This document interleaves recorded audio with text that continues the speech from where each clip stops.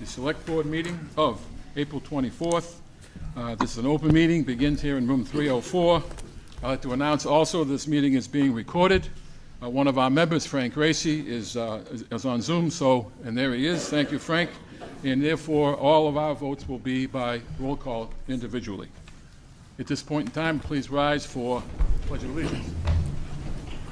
I pledge allegiance to the flag of the United States of America and to the republic for which it stands, one nation, under God, indivisible, with liberty and justice for all. Please remain standing as we honor our veterans, both past and present. Thank you. Please be seated. I have one announcement to make while we're all still here in the room. A week or so ago, there was a hate crime committed here in the town of Dartmouth.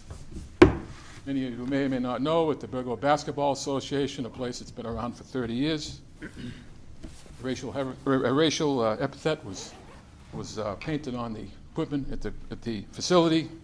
It's a disgrace. It's a cowardly act. And we're all here representing our schools, our government, our teachers, and our families. It's all our responsibility that we have no tolerance for this. The police chief has stated his firm, his position. They'll do all they can to find the perpetrator and punish them. If we don't, this may or may not happen again, but we cannot tolerate this kind of attitude in this town. Unacceptable, it's cowardly, and the response, I talked to Mr. Burgo, has been incredible. He's really encouraged by the response, but it's a heinous act, and we have to stay together as a team to try to do whatever we can in our lives, our families, in our schools, and in our government to make sure this is not tolerated. Thank you very much.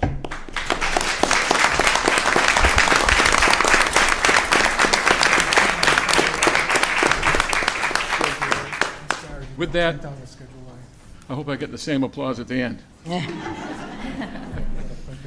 6:30 p.m. We have the joint meeting with the Finance Committee and the School Committee. Both committees are sworn in. Have an open meeting. All set? Okay. And we're going to have a town budget discussion and a town meeting warrant review, Schedule A. Trying to do introductions. Right. First and foremost, introductions.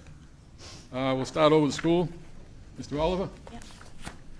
I'm Kathleen Amaral, chair of the Dartmouth School Committee, and I will just, should I just introduce you, or you can go ahead. Elizabeth Coughlin, member, school committee. Chris Oliver, vice chair, Dartmouth School Committee. Shannon Jenkins, member of the school committee. John Nunes, member of the school committee. Jim Kiley, assistant superintendent, finance and operations, interim superintendent. Thank you. Finance. Chair. You're up. Janine Simmons, vice chair of the finance committee. Bob Garvin, chair of the finance committee. Bill Bowles, member of the finance committee. Terry Hand, member of the finance committee. John Souza, member of the finance committee. Peppy Heidekoper, member of finance. Brian O'Hare, member of the finance committee. Gary Carrero, director of finance, town treasurer, town collector. This is a fairly monumental meeting. A lot of issues are coming to bear for all of us, including our guest teachers here as well. This is to me, and to Mr. McGinnis, we had many conversations about preparation for this meeting. There's a lot to be said. There's some ground to cover that we may have never covered, certainly in the recent future, in the recent past. We want to have a quality conversation. Our job here is to inform our citizens about what we do, how we do it, and what our decisions are, so they can make decisions if it comes to that down the road. A civil conversation, having respect for each other, is what this is absolutely demands, and we're going to make sure that that happens during this meeting. So, without further ado, any other comments from our board? Okay, I have a presentation on the budget. Thank you.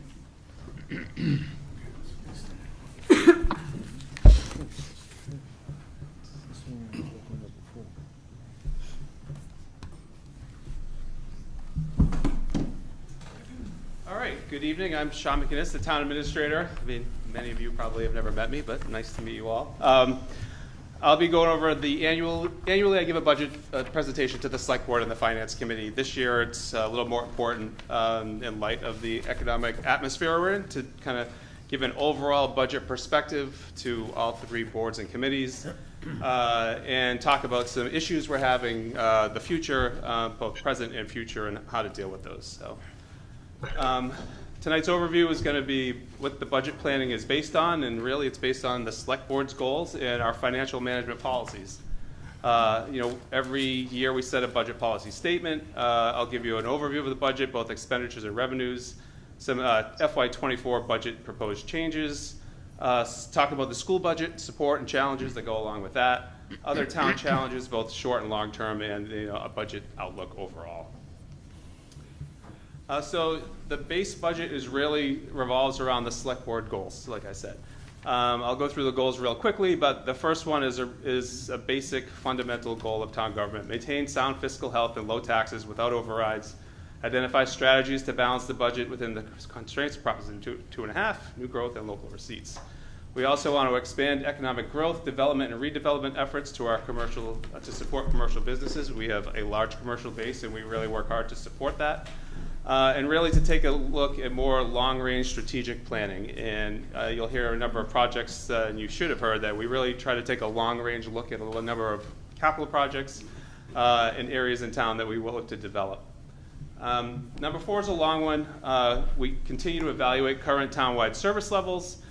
Basically, we want to identify some operational and organizational efficiencies that we can implement, both with technology and through staffing, to provide better customer service to residents and businesses and the general public. Also, number 5, improve communication and transparency with the public. This is important this year, which I'll get into a little bit later.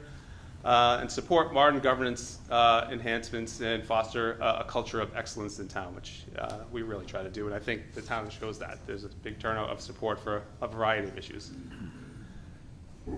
Now we cover our financial policies. The financial policies are reviewed by all 3 boards, voted on and approved. You may recall last year, 2 years ago, we made a change to the financial policies. We need buy-in from the Finance Committee, the Select Board, and the School Committee for these things. Basically, it's proposed a balanced budget. I won't go through all these in detail, but fully fund our operating budget, adequate maintenance and replacement of capital, having a 5-year capital plan. Number 6, ongoing operating costs shall be funded by ongoing revenue sources. That's really important. Maintaining our free cash between 2.5% and 5% of general fund operating revenues. Any free cash should be utilized for capital or other non-recurring expenditures. I think you see we do that yearly. And then appropriations from the stabilization fund to maintain that at 10% of general fund operating revenue. This is a change we made a couple of years ago. We're currently at about 9.7, 9.8%. By fall town meeting, I think we'll meet this goal. This is really important for the auditors and the bond rating agencies to maintain that stabilization fund. Kindergarten stabilization fund, our OPEB, other employment, post-employment benefits. This is our contribution yearly. It doesn't fully fund our ARC, our annual required contribution, but we do make a significant contribution to OPEB every year. The others are related to our debt service, making sure 50% of our outstanding principal will be paid within 10 years. Talking about long-term debt, and then user fees for all operations should be reviewed annually, which we do, and I think you've seen we've made some changes in the last few years. Pursue grants and gifts.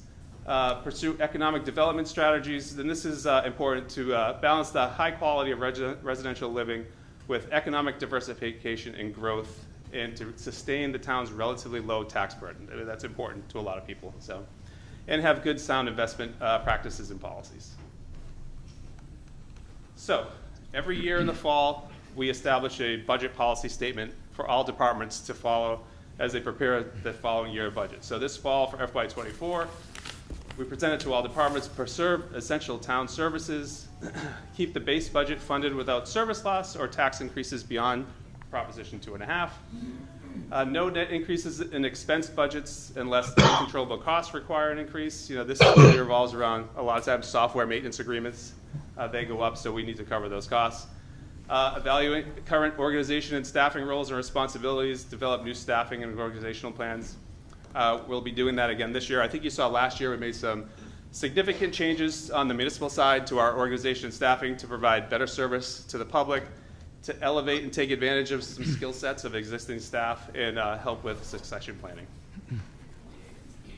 We want to fully fund contractual wage increases, pension and insurance obligations, continue to level fund the non-levy debt. We continue to pursue grant funds for capital and some operational expenses. And this year, we're trying to incorporate an increase of 3.1% for the Dartmouth schools. An overview of our preliminary budget. You can see we're projecting about $103 million, almost $104 million budget for this year. And that's kind of how it breaks down between revenues, expenses, and other amounts. This is a detailed breakdown of that same budget. You can see property taxes is the main form of revenues. State aid, from the governor's budget, we had hoped that we would be getting more state aid here in Dartmouth. It really hasn't panned out that way. Our local receipts, they seem to be steady. We're being optimistic with that. But then when you look at our operating expenses, we're at about $100 million. Other amounts that we need to raise from the overlay, from our state and county assessments and offsets. So that all equals out to about $103 million, up from almost 1.2 last year. As many of you know, the general fund operating expenses, that includes the schools, public safety, public works, community services, general government, debt service, benefits, and insurance. This is a breakdown of kind of those operating expenses. You can see the schools. This includes both Dartmouth schools as well as the Voc Tech and Aggie. Benefits are 16%. So, and that's our health insurance. That eats up a lot of that. You can see the breakdown as well. Operating revenues. It's mostly property taxes, state aid, local receipts, overhead and direct costs. Here's a breakdown of that. I won't get into this in too much detail. It's in your slides and your packets. But you can see property taxes are our main form of revenue, as well as state aid. That really makes up, almost 3/4, more than, almost our whole revenue budget. And then we have local receipts, about 10%. Just by way of information, property taxes as they relate to Proposition 2.5. The levy limit increase from year to year by the 2.5 automatic increase. If we have new growth, that can go into the levy limit, and also tax overrides if they're proposed and passed, that goes into the levy limit. For your information, so for FY23, the average home assessment was $421,000.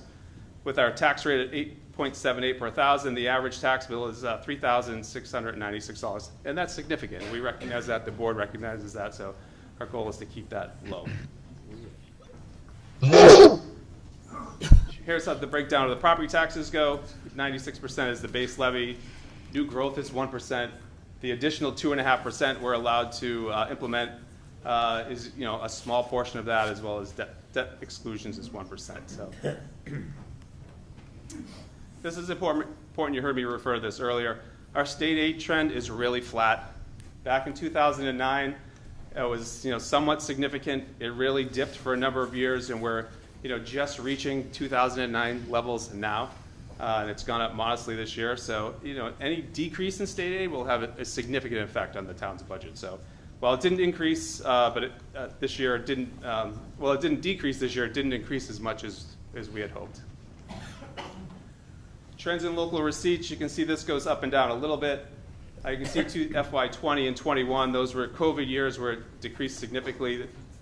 Things like COVID can happen, quite often. I think we've seen that, so we're really sensitive to our estimates on local receipts. We try to be optimistic, but also cautious at the same time. New growth trends. You can see the red line is where we estimate $600,000 annually for new growth. Some years we're at that. You go back to 2015, 16, 17, that was the expansion of South Coast. That was significant. We haven't seen something that significant since then, but if you go back to FY22, we had a spike there because the pharmaceutical tonics in the industrial park came in, so that was a boon. But we don't know when we look for new growth. We try to be optimistic and encourage working with developers and the businesses in town to see if we can foster some. But it really comes down to we're trying to be aggressive in estimating our local receipts so that we can show that the budget is increasing and incorporate some of the changes that we would like to implement. But a slowing economy can really adversely affect the budget if we're not estimating our local receipts properly. this year. You kind of saw earlier, but with this is our FY24 estimated revenue growth with the 2.5% tax levy. That's about 1.77 million. Our new growth is 600.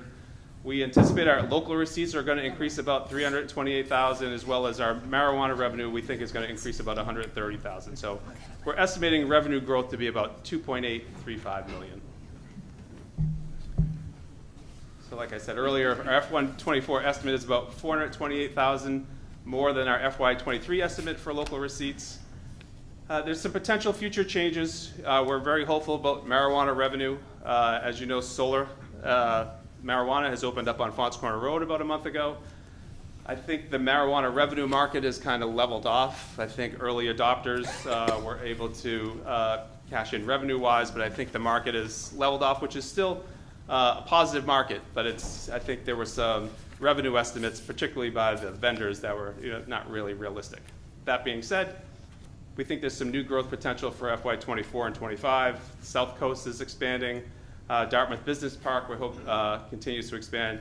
We have host community agreements for a marijuana grow facility and a retail facility. We're in the process of presenting to the select board up in the near future another host community agreement for a retail facility. So our hope is that they're open and functioning by FY25, which does not help in FY24. But we do have a number of new and proposed solar installations, which definitely help with new growth. And as I say, we continue to monitor the economy for inflation and recession indicators. So what are some of the municipal budget changes for FY24? We're trying to address the select board goals of budgeting within the constraints of 2.5, long-range strategic planning, improving communication and transparency with the public, and improve our succession planning. What we're proposing this year for a position is a communications coordinator position. This position would provide communication and outreach to the public for all town departments. One thing we've really noticed in the past few years is there's so many means of communication with the public. We have our website, which we just upgraded. We have the engagement portal, which is relatively new a couple of years ago. But we still have issues with the public saying they're not aware of what's going on. They weren't aware of certain projects or initiatives, both positive and negative. We work great with DCTV, but they can't be the eyes and ears of the town. We really need a person that's committed to working with all the departments, working with all the media outlets, working with our website engagement portal, social media to really get the word out on what's going on. Positive is that this position replaces our confidential licensing aid position. Because of efficiency initiatives we implemented the last few years, all our licensing is online now. We used to have a full-time position dedicated to alcohol licenses, common vic licenses. Excuse me. We were able to eliminate that position. So we're not creating a new position, we're just replacing one with the other. The net cost increase is about $15,000 for that position. In addition to that, we have $35,000 in funding for some part-time scanning staff and also part-time clerical support in the select board office.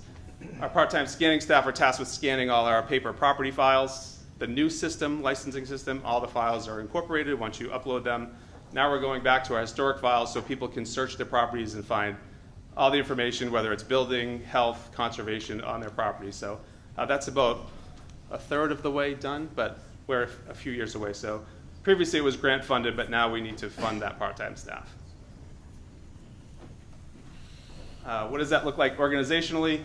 Not an increase in full-time equivalents, but we're increasing $35,000 for the part-time scanning and clerical staff. The total delta from last year to this year's budget is $52,000 for this. Under facilities, we're proposing one new position, a facilities supervisor position. This will provide succession planning for park and recreation. As you know, Tim Lancaster, our park director, he oversees park and recreation, but he also oversees our facility staff, which we've consolidated the last few years to all work under one manager. But this new position would provide support to Tim to do that. It also would manage contract monitoring bidding for a number of facilities improvements, facilities procurement, and many of you that do procurement on a state level know the state has strict procurement laws, particularly around prevailing wage, which this would be very important for, and also OSHA compliance. So a few years ago, the state fell under OSHA compliance. They're very serious about health, worker safety. They come out, but there's a lot to maintain, so we need a person to help support that. this is kind of a rough idea of succession planning, but you can see we have one staff in recreation, we'd have one facility supervisor and the park director. If either of these were to leave, this provides some succession planning. The recreation director can do some park, park can do both rec and facilities, and the facilities director can do park. The facilities work for the park director. All right. That would be one increase in the full-time position. The equivalent of that is $65,000, which is the salary plus uniform allowance. So the total of the proposed changes, we also added an increase in employee training, minimal $7,500 to provide employee training for management training and also software training. And our MIS applications, we have maintenance agreements that have gone up, particularly Munis, which is our financial software. So the total increase for municipal side is about $175,834 this year. The Dartmouth school changes, it's been proposed this year. The school has proposed a 4.4% increase, totaling $2.126 million, and adding 3.2 new positions. We've come back with what we find affordable for the town side, a 3.1% increase, also funding the 3.2 positions. But right now, we're at a difference of about $588,508 between the budgets. With that being said, I think town leadership has consistently supported Dartmouth schools, particularly beyond just the annual operating budget allocation. I'm going to show you some budget detail that elicits this, but we also need to address some current and future budget challenges for the school. The traditional way to look at the school versus municipal budget is like this. You've seen this before. Dartmouth schools is 51%. The Voc and Aggie school are 6%. The municipal budget is 43% of the budget. However, when you break that down, as you know, turnbacks help to fund capital. So budget turnbacks help to fund free cash, which we use to fund capital per our financial policies. Right now, the town turns back 97% of the funding that funds our capital through free cash. The school turns back 3%. However, the turnbacks fund 44%. 44% of our turnbacks fund the school capital, whereas 56% fund the town capital. So the average school capital funded through the town turnbacks is $1.443 million on top of the current budget. In addition to that, the general government side covers health insurance costs for all town employees. Currently, the school health insurance cost for the school employees is $2.7 million. This doesn't include anything related to collective bargaining. When you break down the numbers like that, you can see the actual general government is 38.6% of the budget. The Dartmouth schools are 55.2%, and the other schools are 6.2%. This is FY23, not FY24. So this is the actual budget distribution when you include turnbacks and health insurance. What does it look like on the pie chart now? You can see it's 61.4% of the town's budget goes toward the schools. It's reaching 2/3. So the municipal side, is pretty lean, and that's fine. But there is a lot of the funding goes towards the school, which the select board supports and the finance committee supports, and certainly the school committee supports. So we try to maintain that. But that's the breakdown, and it's it's more detailed than just the previous pie chart. When you look at what's proposed for FY24. We're looking to maintain that at 38.6%. If we implemented the school's 4.4%, the town's budget would be down at 37.9%. The schools would be up at almost 56%, and the other schools stay at 6.2%. When we look at traditional funding for the schools, I showed this slide last year. The school is having to ask for more and more funding every year, and you can see. Through the years, in 19, there was a 2.8% increase. 20 was 2.5, which is sustainable, even 3.2. FY22 gets to 3.5. Last year was 4.7. This year was 4.4. We're proposing a 3.1 increase, but you can see where the costs are going and what the requirement on the school for their budget is becoming. And that's an average annual increase of 3.3% when we're trying to stay at 2.5%. This kind of elicits this point a little bit more. The gray area is the 2.5% annual track increase. So if the school's budget had stayed at 2.5%, you can see what that would look like. The actual budget, I mean, you can see the trend here where it's going. So not only do we have an issue this year, but moving forward, you know, we see this issue only exacerbating. So we're trying to figure out how to deal with that. If you look at the budget over FY19 to FY24, the school has budgeted almost $5.8 million over 2.5, and that averages about $965,000 per year that needs to be funded for the school's budget above 2.5%. But even with continued financial support, the Dartmouth Schools per pupil spending is still below state average. You know, Mr. Kiley presented to the Finance Committee a few weeks ago a great presentation on where the town is as it relates to teacher spending, insurance and benefits, school administration, operation and maintenance, and the overall budget are all below state average. So the state sets up net school spending minimums that need to be maintained by communities. Dartmouth is at 122% of what is required of net school spending, but when you look at other communities with similar enrollments, Dartmouth is at the bottom of this, what they're required for net school spending. So that's significant when you look at other communities and how they're funding their schools. So Dartmouth is, you know, close to the bottom of that, but they are over the minimum of what's required. So what are some goals, some budget challenges beyond FY24? It really is, you know, how do we address this trend of annual budget increases between 3.5% and 5%? How do we address the deficiency in net school spending, and how do we address the deficiency in per pupil spending? These are significant issues that, you know, we're facing not only this year, but really moving forward in FY25.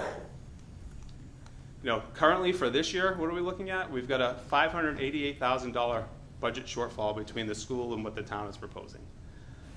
We really need to address the structural deficit related to salary funding at the school. You know, there was the ESSER funding that was provided to schools, to all communities. They even recommended that that funding be committed towards salaries. However, it's just not sustainable. The funding terminates in FY25, and to date, the school has spent $1.63 million in this salary funding. So, you know, we need to deal with that, and it goes against our financial policies, but, you know, we need to fill that gap and cover those costs. We also need to incorporate funding for new full-time employees for the school. Last year was 3.5, this year it's 3.2. So, you know, how do we do that and maintain the budget in a consistent way? If we look at the municipal side, you saw the chart I was showing you. The municipal side is 38% of the budget. Just taking round numbers, the average salary, like of, you know, just not including non-union or contractual employees, it's $58,500. The town would be required to lay off the equivalent of 10 full-time positions to cover that. What we can propose, you know, we have a vacant cashier position, $41,000. We have a vacant part-time accounting clerk position, and these are vacancies that we're able to attain because of efficiency gains, both internally between departments and using technology. So, but you know, one item that we're proposing is every year in the capital that's funded through turnbacks for the school is a $200,000 allocation for school technology. We're proposing to put that into the operating budget to help sustain the school and the school's budget and their staffing needs. So, you know, we can realistically commit about $266,000 towards the school's budget gap. That still leaves an unfunded balance of $322,500. You know, but budget reductions don't address the 3.5% to 5.5% school budget increase trend. It doesn't address the ESSER funding expiration. You know, how do we address this in future increases? I mean, we have to have a realistic talk about an override. It's something that if the select board wants to consider, you know, it takes a lot. You know, I know generally town meeting does not like override, and the voters seem to like it even less. But, you know, if we come up with, you know, a good rationale, show them where the data is bearing out, that, you know, it might be something that the town needs to seriously consider. But we also have some other challenges and opportunities in the future beyond the budget. We have some capital expenditures, both positive and negative. We still don't know the impact of this Mass DEP Title V amendments. Regardless of what those amendments bear out and what the result is, we still have a number of water and sewer infrastructure improvements that need to be implemented in town. We have Dartmouth school replacements that need to be done, not in the near future, but in very near future. We're looking at the Council on Aging renovations. That's a very well-utilized, well-used building with a lot of membership. This is another example of us taking a long-range approach to that facility and seeing what it can be over the long term, so we're funding a feasibility study. The Recreation Center, we funded the design, but that's something that, we did a very thorough feasibility study that bore out that there was a need in town for that. Bliss Corner, we still don't know what the effects of that will be over town. I mean, we have Lake Nokichoke on there, still an unknown, in the Tucker Road intersection, which is smaller related to these, but it is could be a capital expenditure down the road in the town. So some other challenges beyond FY24, what are the effects of inflation and these interest rate increases really going to bear out over time? We don't know, and how that is going to affect our budget here and our economy with our commercial businesses. The state could be facing some significant budget challenges for the same reasons, and that could possibly lead to a reduction in state aid, which would be very difficult to absorb. We have a number of, not a number, but we've got a few collective bargaining contracts unsettled. I don't know if anyone knew that. And then, health insurance is an expense we all are very aware of. The select board is keen on. It is something that we are definitely looking to address. But we also have OPEB obligations that continue to outpace our 2.5% levy growth. Like I said, long term, we have school replacements, Mass DEP, water and sewer infrastructure. Economic development-wise, I don't want to sound dire, but the town does not have a lot of new developable commercial property. So we look to maintain these commercial developments that we have in town, make sure the businesses stay in their brick and mortar buildings, because that's important. I mean, we've been very fortunate that we have a mall in town that is one of our highest taxpayers, but is also very successful in this age of malls on the decline. This mall does very well. I make this analogy a lot. A mall is like the sun. It brings a lot of businesses into Dartmouth, all up and down 6. So we really want to maintain that. And once you start to lose 1 or 2 buildings, if the economy starts to slow down a little bit, you really see an exodus that happens fast. So it's very important to us to maintain the commercial business for the tax base. Financially, what do we need to do? Maintain strong financial policies. You saw those earlier. We try to maintain those. We really try to implement efficiency measures through technology and training of the staff. We really want to address the school budget trends. That's very important, particularly this year. Capital, we're always seeking grant funding for design and construction projects. We want to use our ARPA funding to the best of our ability and some state funding. I'll be before the select board probably within a month or so to talk about the next round of ARPA funding, but it's really going to be dedicated to water and sewer infrastructure, which is sorely needed. Like I said earlier, we conduct feasibility studies. We try to get grant money for feasibility studies to take a long-term approach at things. Dias Landing and Apponeganset Landing, we're trying to get a grant for a feasibility study to look at what to do with the whole area. Parking is an issue there. The small boat dockage facility is slated to start construction, so it's a great asset in town. We want to maximize it. We want people to utilize it, but we also want to make it enjoyable to be there and easily to access. And also to pursue regional partnerships. That's really important. Organizationally, we want to continue to implement efficiencies through service enhancements and staff reorganizations. You saw that last year. You saw what we're trying to propose this year. And economic development, like I said earlier, is important. Now that we've finalized the master plan and the open space plan, we've made a commitment internally to really evaluate it, make it a working document, look at ways that we can start to implement it. We have a great harbor management plan implementation committee that's been working very hard for the past year and a half. They're a great group. They put in a huge amount of effort to help implement the harbor management plan, and they've been really successful. We want to implement our local rapid recovery planning grant, which provided us some opportunity and some funding for economic development on Route 6. And we continue to partner with UMass Dartmouth. The new chancellor has been great. He's very motivated to work closely with the town of Dartmouth. We've talked about a number of initiatives, both large and small, that we'd like to start pursuing in the next year or so. and our policy. I mean, we have the Charter Review Committee that's been working hard for a few years that's really getting ready to formalize some of their recommendations, and also working on zoning changes that are required to implement the master plan. But we're in the here and now, and what we really need to address is where we're at with the school's proposed budget versus what the town's proposed budget is. It's not trying to be adversarial. Mr. Kiley's been great. We've had many discussions about what the needs are of the school. We are sensitive to that. We agree. It's just, where is the funding going to come from to provide that support? And you saw me show through the slides that there's not a lot of funding on the municipal side to really provide support for that. So we're looking for different ways to do that, but also, what are we going to do moving forward in FY25? And we've proposed these changes. We'd still be at about a $300,000 difference. What do we want to do about that? And with that, I'll take any questions. I'll go back to any slides if anyone needs more information. I'd just like to take one moment first to thank Mr. McGinnis and his team. This took an extraordinary effort to put it together. It's a lot to absorb, and much appreciated to get this done and ready for this meeting. Thank you, all of you. Time for a deep breath. I think we all might have some things to say about some. I appreciate what Mr. McInnes has put together, but I think some context about our budget was perhaps missing from there. And I think we would agree as a committee, I don't want to speak for my fellow committee members, that we would like to fully fund the operating budget of the town and the schools. But I want to be clear that, we're in a very different environment post-COVID in the schools. Our kids have increased needs.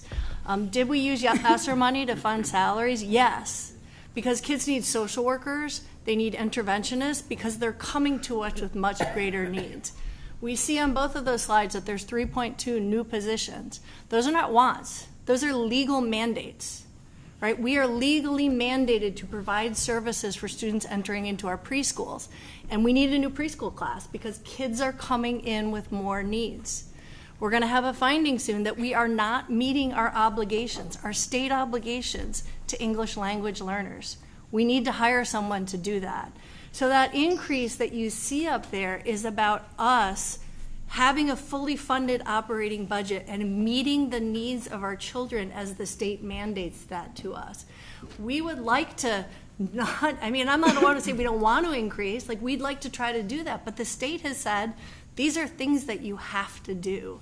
And so I think it's important to be clear about this. These positions that we're going to sort of probably try to move people around to fill are things we must do. They're not optional. We're not allowed to. And I think that context is very important because it's not nice to have. It's fulfilling a state mandate about our legal obligations towards educating kids.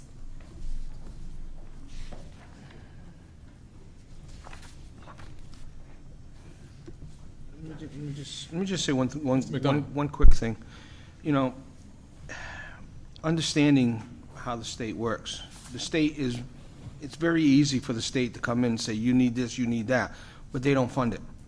And that's where part of this problem is. Absolutely. This community in Boston is perceived as a rich community. I don't see it. I certainly don't feel it. And every time I pay my tax bill, it hurts. And, it's not... I think part of it is that the state needs to restructure its allocations so that the communities, if they stop mandating, stop paying for it. Basically, help the community more. And we need to put the pressure on... One level up, the mandates. Yes, we need to put the pressure on Christopher Markey. We need to put the pressure on Senator Montigny, and the others. Because to be honest with you, and I know I'm going to get in trouble for this, I really am, but I'm going to say it. I think the state legislators have lost touch with its constituency. I really think so. When you move beyond the local level, you seem to have developed Alzheimer's. because you forget where you came from. And you're looking at the state picture, you're not looking at the local picture. State government is there to help the local government, and they're not doing it.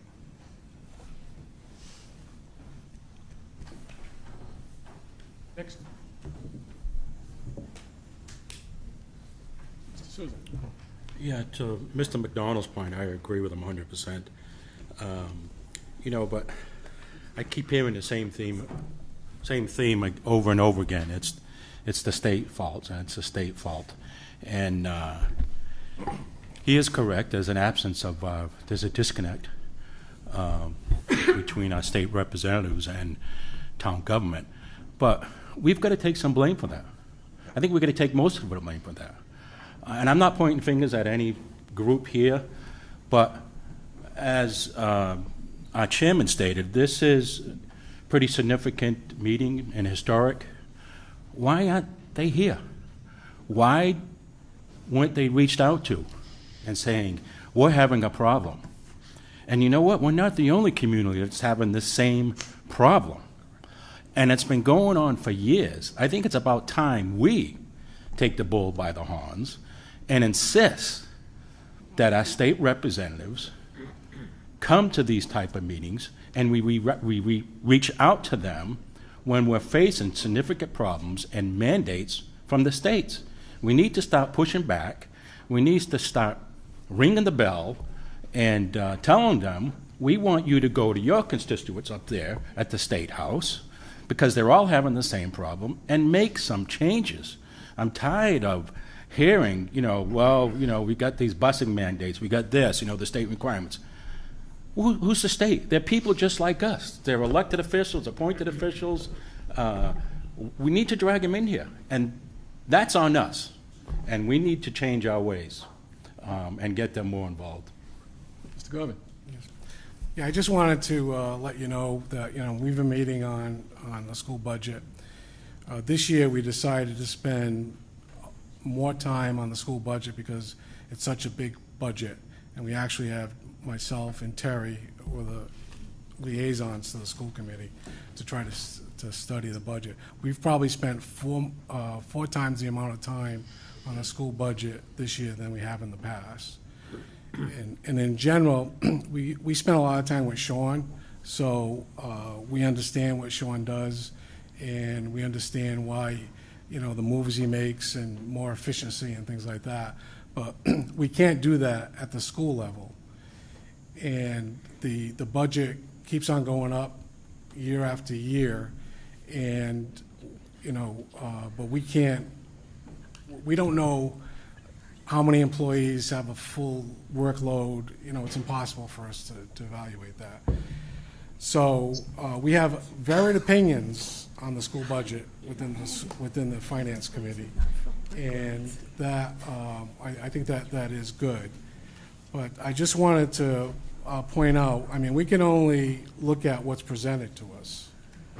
And when you look at transportation for the fiscal budget this year, and you look at the budget from last year of $3.7 million, it's going to, this year, the budget request is going to be $5.8 million. Transportation is going through the roof. Mm-hmm. If you take transportation cost away from the total budget, that leaves the general operating budget, net metering, and Medicaid.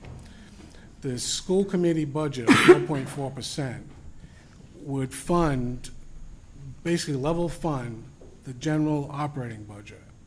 If you use the budget that the town has recommended so far, the general operating budget goes down 1.5%.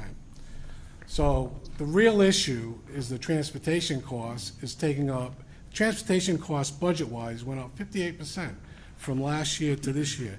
Now, the previous year, it was 2022 was $4.2 million. So the budget for last year was very, very low. And I'm not sure how that all came together. But so that, to me, when you look at just those numbers, it's impossible for the school to have less money in their operating budget in the next fiscal year. Something does not add up. Can we address the transportation issue? Yeah, well, can I just finish one more Yeah. thing? One of the things that I think the committee agrees on is that for Schedule A presentation to the town committee, that the school budget that was voted on by the school committee should be in the department requests, and the budget that's recommended by finance should be in its right-hand column, and the select board should make a decision on what the recommendation should do. And I think it'd be healthy for us, can we address that first, or is that? I have a bigger picture that I like to address, but as far as if you want to get an answer right now on transportation, I would defer to Mr. Kiley. I think that's a good idea, and we'll be next. Thank you. So our total other services budget, which is mostly transportation, there's a few other things included in there, nurses, athletics. That budget went up 7.9%. So, I mean, it's significant, I admit. Transportation, the increases are largely related to special ed transportation that's required by law, as well as homeless and foster care transportation, which are also required by law. The transportation environment, if anybody listens to anything relating to education, it's been one of the biggest problems this year and since post-pandemic. The lack of bus drivers are driving up cost. I agree with that. It's significant. That total area of the budget went up $400,000. It's a lot of money. But those are things that are mandated requirements. I can't do anything about those. I have to transport special education students who have it in their IEP. Paying fuel and government mandates have chewed up all that money. And homeless and foster care. All these mandates Right. you have to follow. Right, and special But education. they're not just state mandates. I mean, it's a bidding process. We take the lowest bidder, but we all know that we don't want to go with a low bidder that has a poor track record, One bidder, and only one bidder. one bidder. Every school district in the Commonwealth. I would just like to, I'm really glad you brought this up, because obviously it's a giant number, it's a giant concern. And we just got an explanation that is unacceptable and terrible, but unavoidable as well. So, other than having the kids walk to school, I think we need to kind of accept the fact that this $400,000 or $500,000 is something we have to eat. Mr. Bowles. May I make hang a on. comment? I mentioned this at the Finance Committee. You're never going to solve this internally. I'm just going to piggyback on what Mr. McDonald said. We have to do this at a state level. There's no way anybody in this room is going to solve this problem. It's got to be at the state level. And another thing has to do with, as far as I'm concerned, with school budgets. I think the state has to revisit and how these formulas are developed to who gets these state allocations and who does not. Now, we all know urban centers tend to get more money because they have low income and so on and so forth. But they have to really address these formulas. I mean, years back when I was on school committee, we had issues with that too. I mean, why is Dartmouth getting this and some other centers getting that? And to me, there wasn't a lot of logic behind it, and it wasn't really fully explained to us why Dartmouth was allocated this. And until we get these problems on a state level, solved, I don't see anybody in this room, coming up with anything to solve it. I really don't. It's out of our hands for the most part. Mr. Oliver. I'm sorry, Mr. Kiley would like to talk on this. So the state is well aware of the issue of school funding. In fact, they enacted the largest increase in school funding in history a few years ago with the advent of the Student Opportunity Act. They changed the formula, and they changed the formula for specific areas, principally special education, because it was a broken formula. The issue is that in the new formula, we're still not the ones getting the money. There are communities right next door who are getting an extra $1.5 million with the Student Opportunity Act this year. We're not getting any, not $1. from that Student Opportunity Act. So they are aware that it's a problem. They have addressed a problem. But the thing is that the argument that they have made is that we need to divert money to those who need it most. And they are doing that. They just don't think that we're who needs it. And unfortunately, that's the way the formula, and we're not alone. There's more than 100 other communities that are in the same boat as us, where we're not getting anything out of this historic funding increase. Thank you. But just so you're aware, they did take action on it. One back, Mr. Oliver? Sure. Thank you. Thank you, Mr. Chair. Thank you, Mr. Kelly. So I think we can all agree in this room this evening that something needs to be done. This isn't a school department problem. This is a town problem. The school department directly affects the most number of residents, in this town, with our population of 3,400, right around there, Mr. Kiley. We have the largest payroll. We should have the largest budget, as far as I'm concerned. That we have direct services. We are providing direct services to thousands of students, and we have a number of state, local responsibilities that we need to take care of.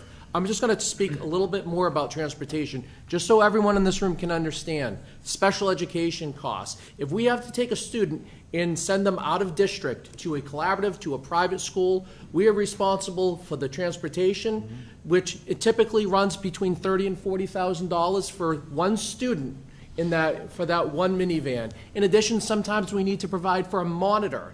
That's not a maybe. Those are things that we have to do. If it's in the IEP, we have to provide. These are Dartmouth students that we need to take care of. We have a moral and a legal obligation to take care of these students. So I can certainly appreciate the transportation issue. It is a problem. We need to look at it. Long term, we certainly need to look at an override. But getting back to what we can do today, ESSER funds, we're well aware that ESSER was drying up. We were anticipating that. We were having conversations. We understand this is the last year. Next year will be the last year that we can use the funds. We're planning on that. So I can appreciate Mr. McGinnis's presentation and speaking to hiring staff with ESSER funds. That's what the money was there for. It was for the social workers. I think Dr. Jenkins had spoke about that. It was for the extra help to get our students through the tail end of the pandemic. So we're well aware of that. What we need to focus on right now is where we're at. There's a number of different options that I see, but I think what we need to be clear on tonight is that there is certainly a difference between what the school department is, the approved budget that we pushed forward, and what the town is recommending. There are certainly sources for one-time revenues that the school department can look at. We're certainly willing to be collaborative. At least I am. I can't speak for my colleagues, but I think they are. So there's certainly things that can be done. I guess the question with this, though, is exactly what do we want to do as a town? Mr. Mickelson, thank you. Well, interesting, Mr. Souza, Mr. McDonald mentioned the fact that we should get our state rep and our state senator before us. So I would like to send a letter out to both the senator and the state rep, and to get them in a meeting, at a select board meeting, and let's go over these questions and try to find some answers from the locally, so they can go back and find out why we're not getting the money that we need. Bring them in. Sam?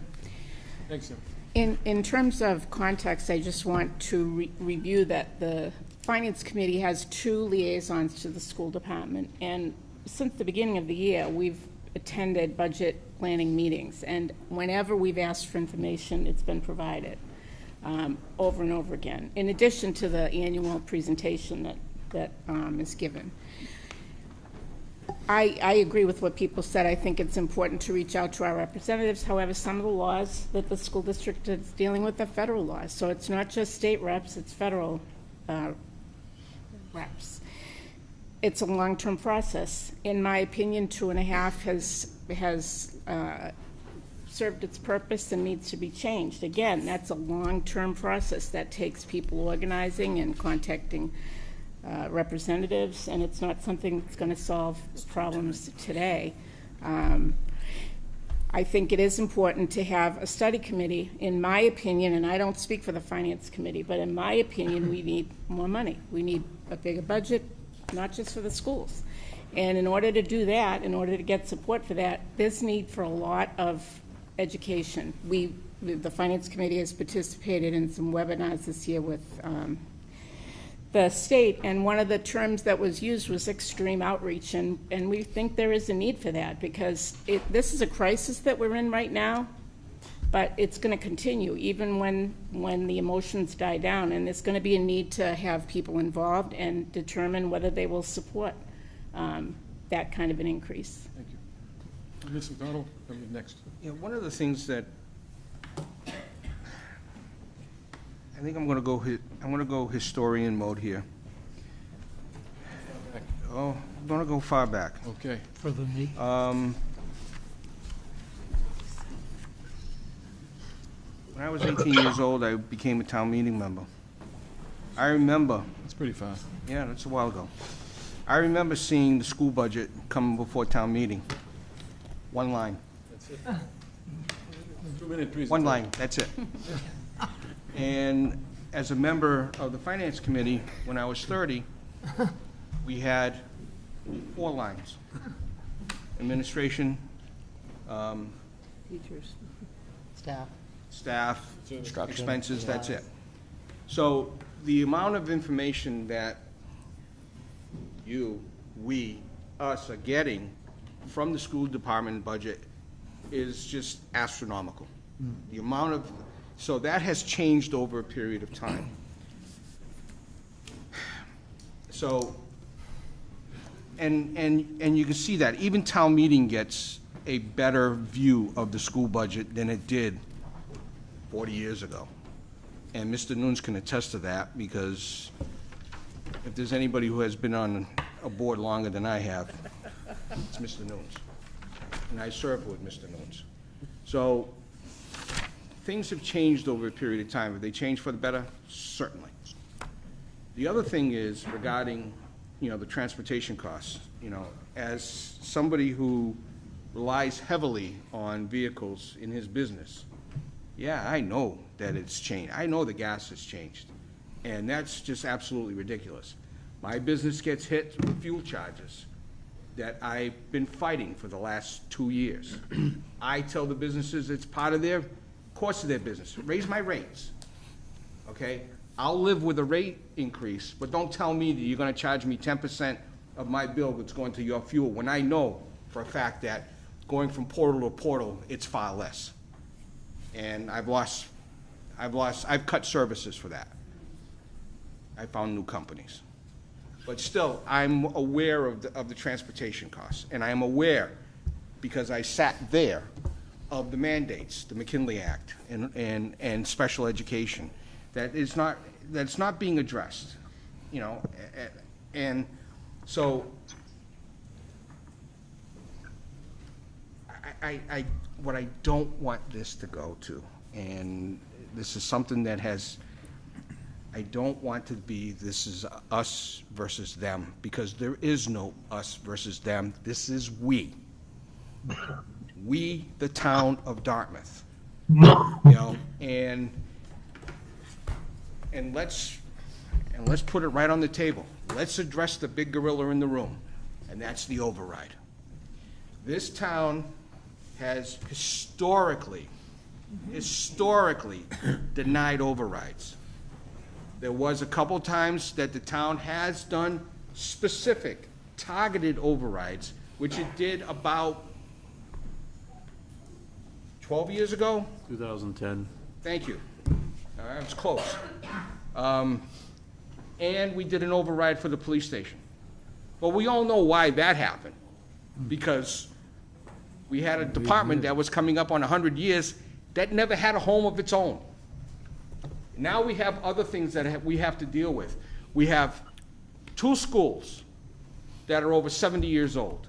We have another school that is over 60 years old, okay?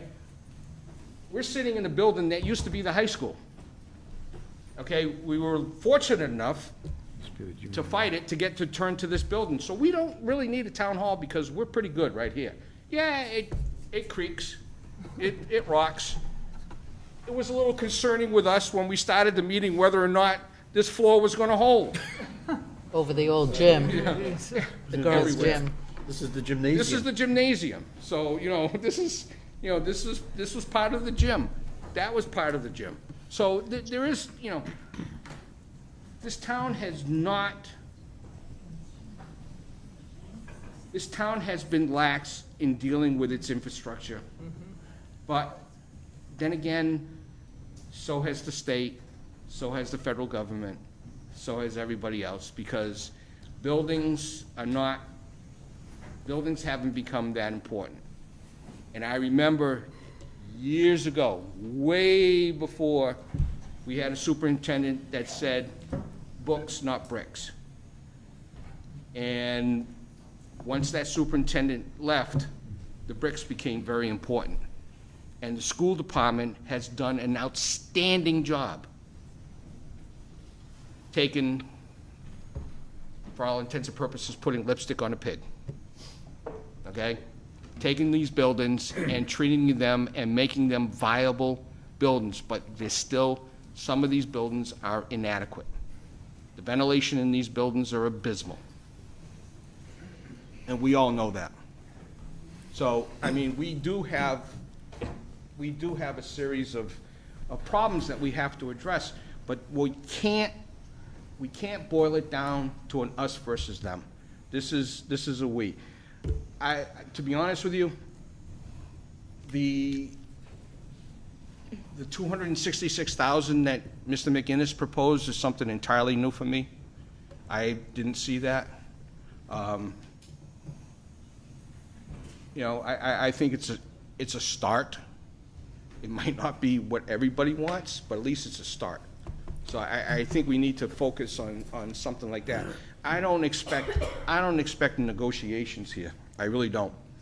Okay, because the negotiations the discussions have to come out, Eventually, town meeting's gonna make that discussion, but some of the discussion that eventually has to be made is what does the people of Dartmouth want to do? Do they want to do a limited override, specifically targeting for certain areas, or do they want to do an overall override? Personally, I don't support an override, but I will put an override on the ballot for the public to support, because it's the public that has to make that decision, not this board, not that board, not that board. It's the public that has to make the decision. We have to give them the best information possible to make that judgment, because it's going to affect them. And by that meaning is, what does it mean in the pocket overall? What is the override? What is the amount? What is it going to affect on the tax rate? How is it going to affect my taxes?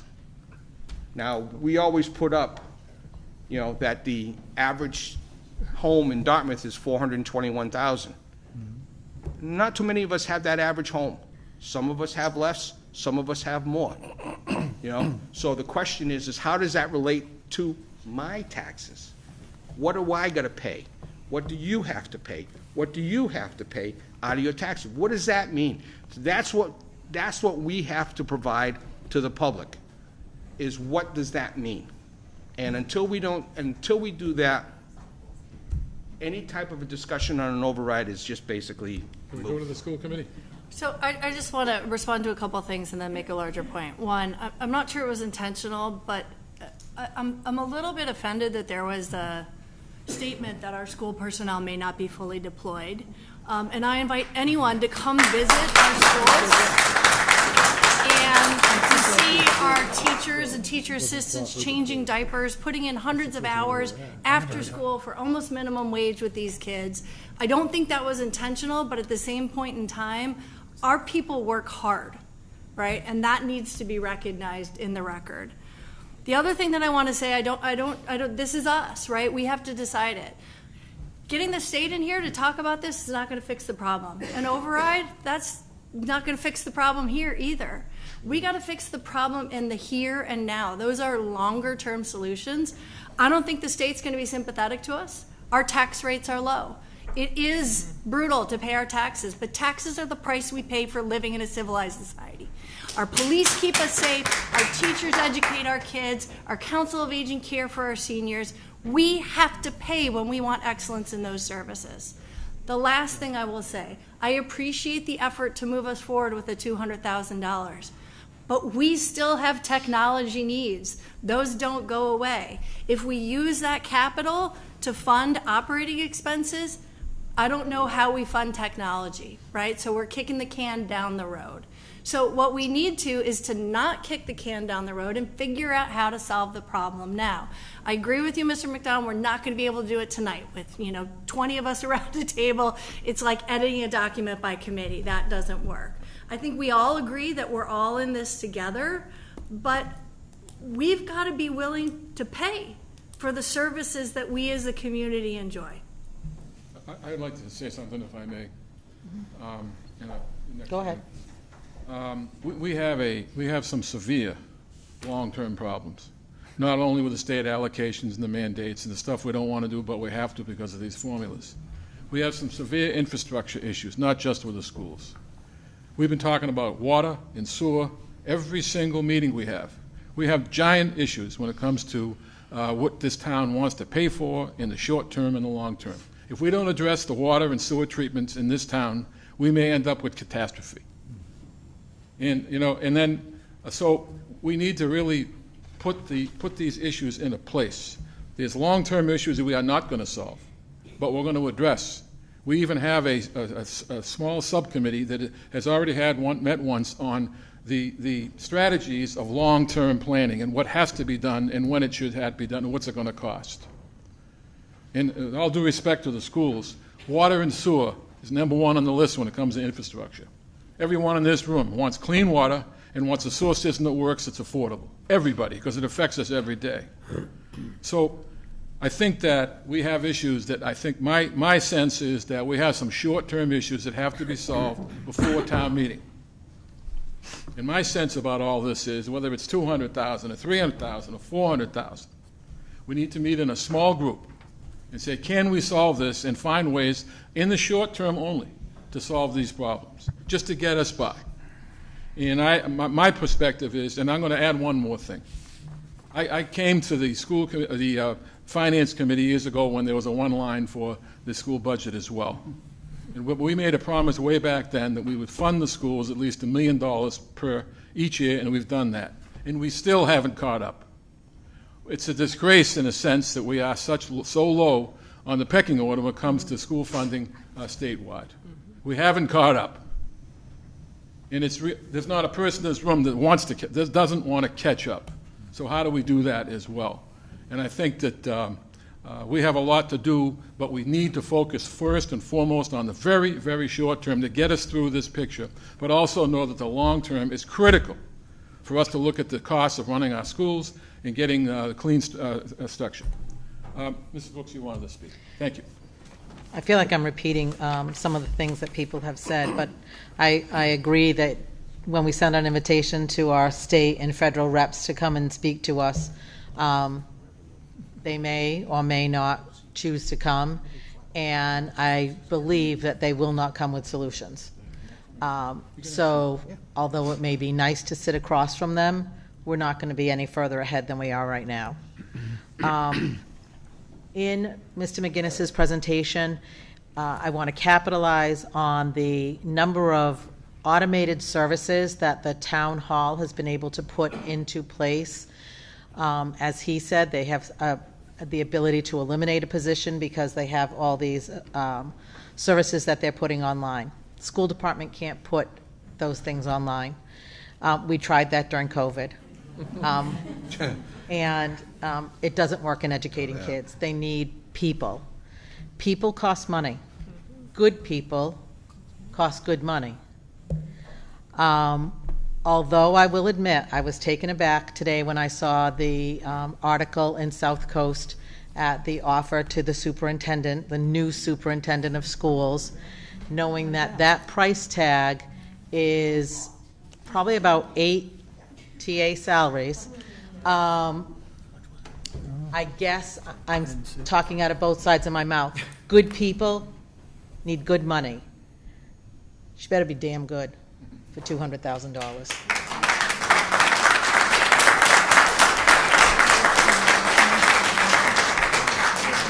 I also think that there's been a show of solidarity between the teachers, the DPW workers, and the police department who have come to meetings and stood quietly in the back. When the teachers are standing here, and this is historic every 3 years when they go for their contract, when they come here and ask us to better fund their health insurance, they're doing that for every department in town. And it's finally, I'm seeing these other departments show up, because in the end, if the DEA wins, they all win. So I'm glad that they're putting their bodies where their pocketbooks are. That's another thing. Good people cost good money. Good people are not looking at our town still when we look at that health cost differential versus other communities. We can sit here as town residents and say this is the best town to live in. We've got a great educational system. We've got beautiful beaches and beautiful trails, well kept. It's just a jewel. But if they're looking at other communities who have other attributes and a better ratio when it comes to health care costs, they really don't care what we look like.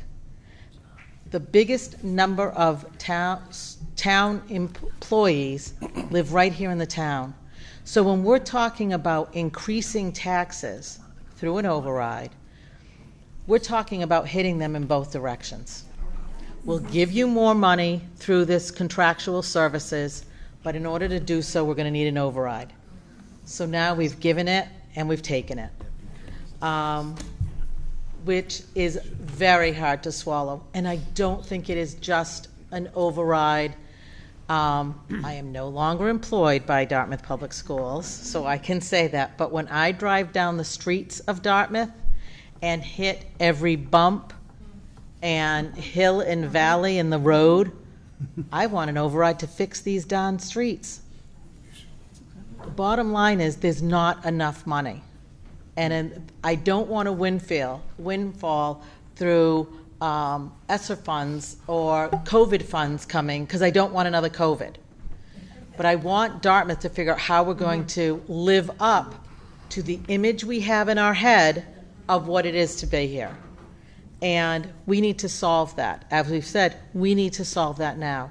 That being said, we can't look to say this one-time source, we're going to go and dip in this bucket and get money.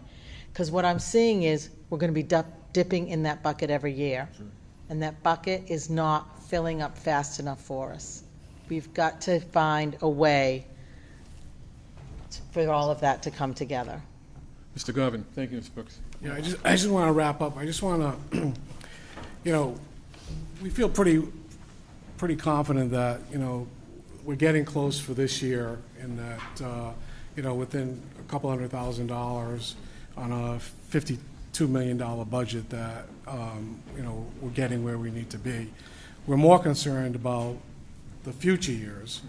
And, the full-time equivalents, like I said, I understand that these people are required, but again, we have no way of knowing that of all the employees, there can't be other cuts, so that we don't add full-time equivalents.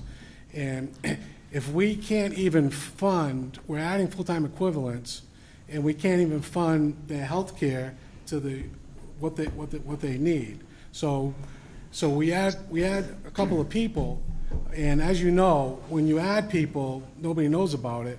But boy, when you lay somebody off, it's all over the news. So we would like to avoid that as much as possible. So it's the full-time equivalents we're concerned about. We also, the ESSER, When the ESSA funds run out, we're self-funded on unemployment, so if there are cuts and people go on unemployment, that the general fund's gonna have to end up paying for those unemployment benefits. So we're concerned about that. And the last thing we're concerned about is, as the school department has gone up and up and up as far as the percentage of the total town budget, you know, when an agreement comes, and there will be an agreement on the health care, that's not going to be a savings. That's going to be a very significant amount of money. And things to us, things seem to be accelerating on the cost side. So, like I said, you know, we're fairly confident that we're close for this year. But come next year, I think we're going to have a major issue. Other towns have had this issue a year. This year, we're going to probably have that problem next year. Mr. Oliver?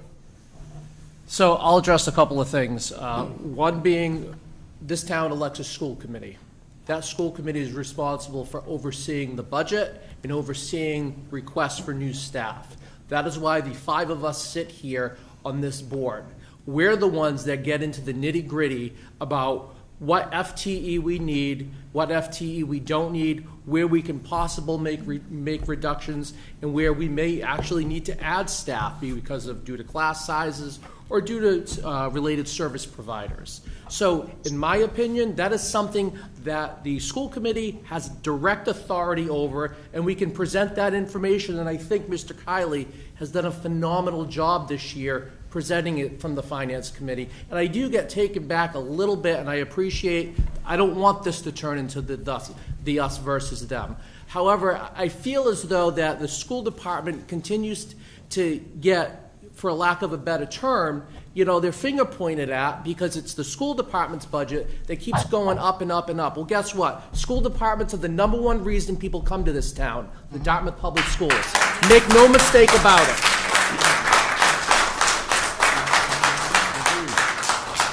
I will say that we're about $350,000 apart. We have a contractual obligation with our bargaining units that we are right in the middle of, and if we cannot come to terms with the numbers very shortly, we will have no choice but to start riffing people and putting pink slips out. That's where we're at. We have till May 15th. That's the deadline that this committee has in order to make those notifications.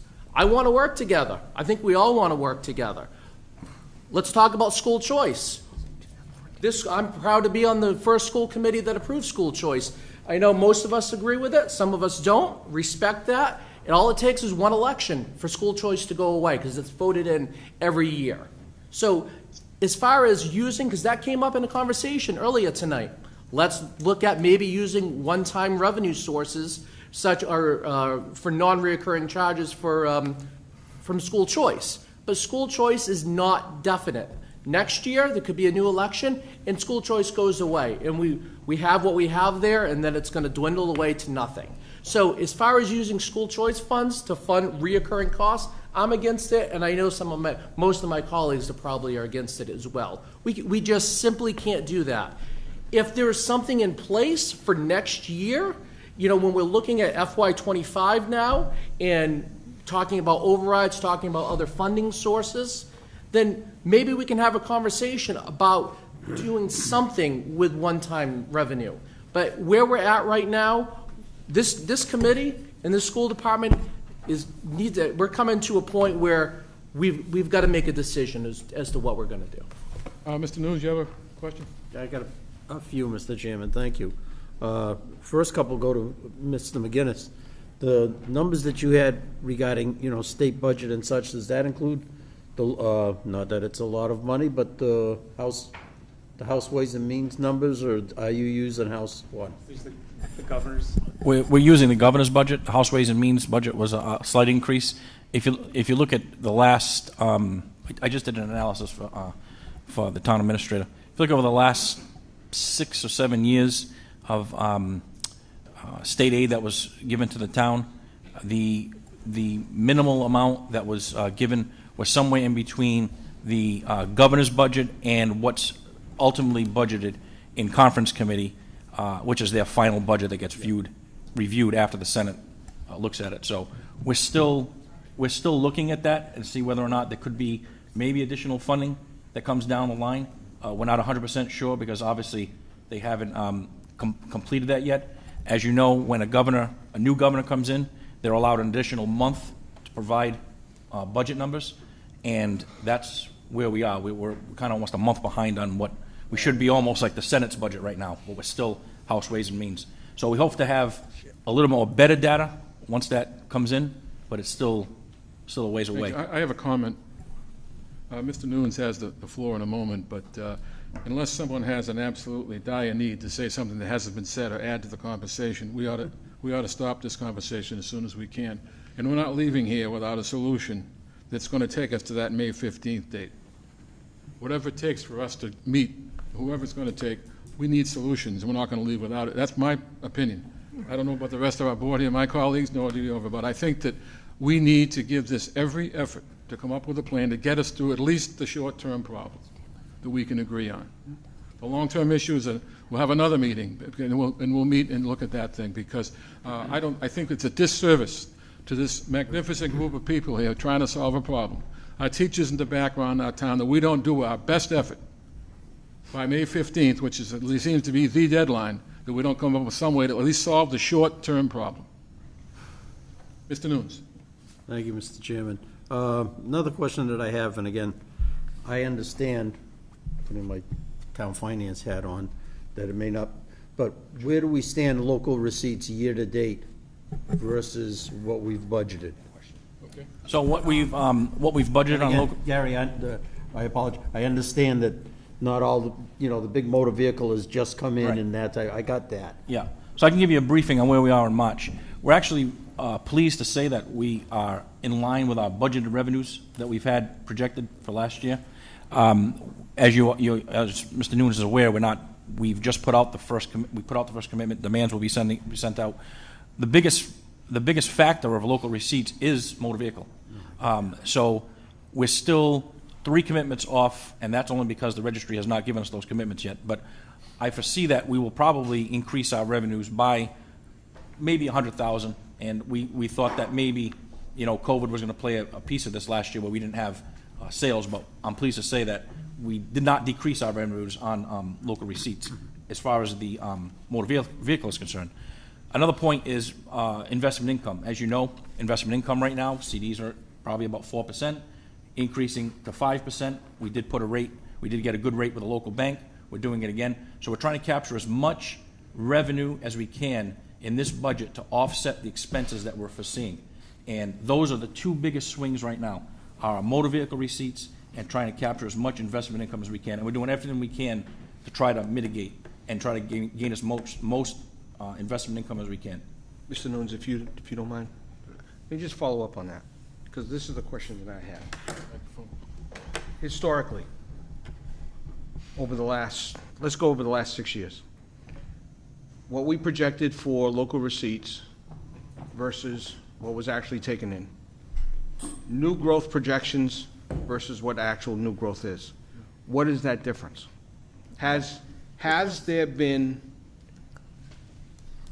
Can there be a reasonable is also defined in many ways, a reasonable attempt to increase the local receipts and the new growth? In other words, can we say that instead of 600,000 for new growth, it's 700,000? Has new growth over the last 4 or 5 years that has actually been more than what we projected? Well, you see up here on the slide. So we estimate $600,000 for new growth. It could go up. Last year, like I said, in FY22 we had tonics. FY19, 21, okay. Like I said earlier, we're pretty aggressive with what we're estimating for local receipts. That's not super prudent.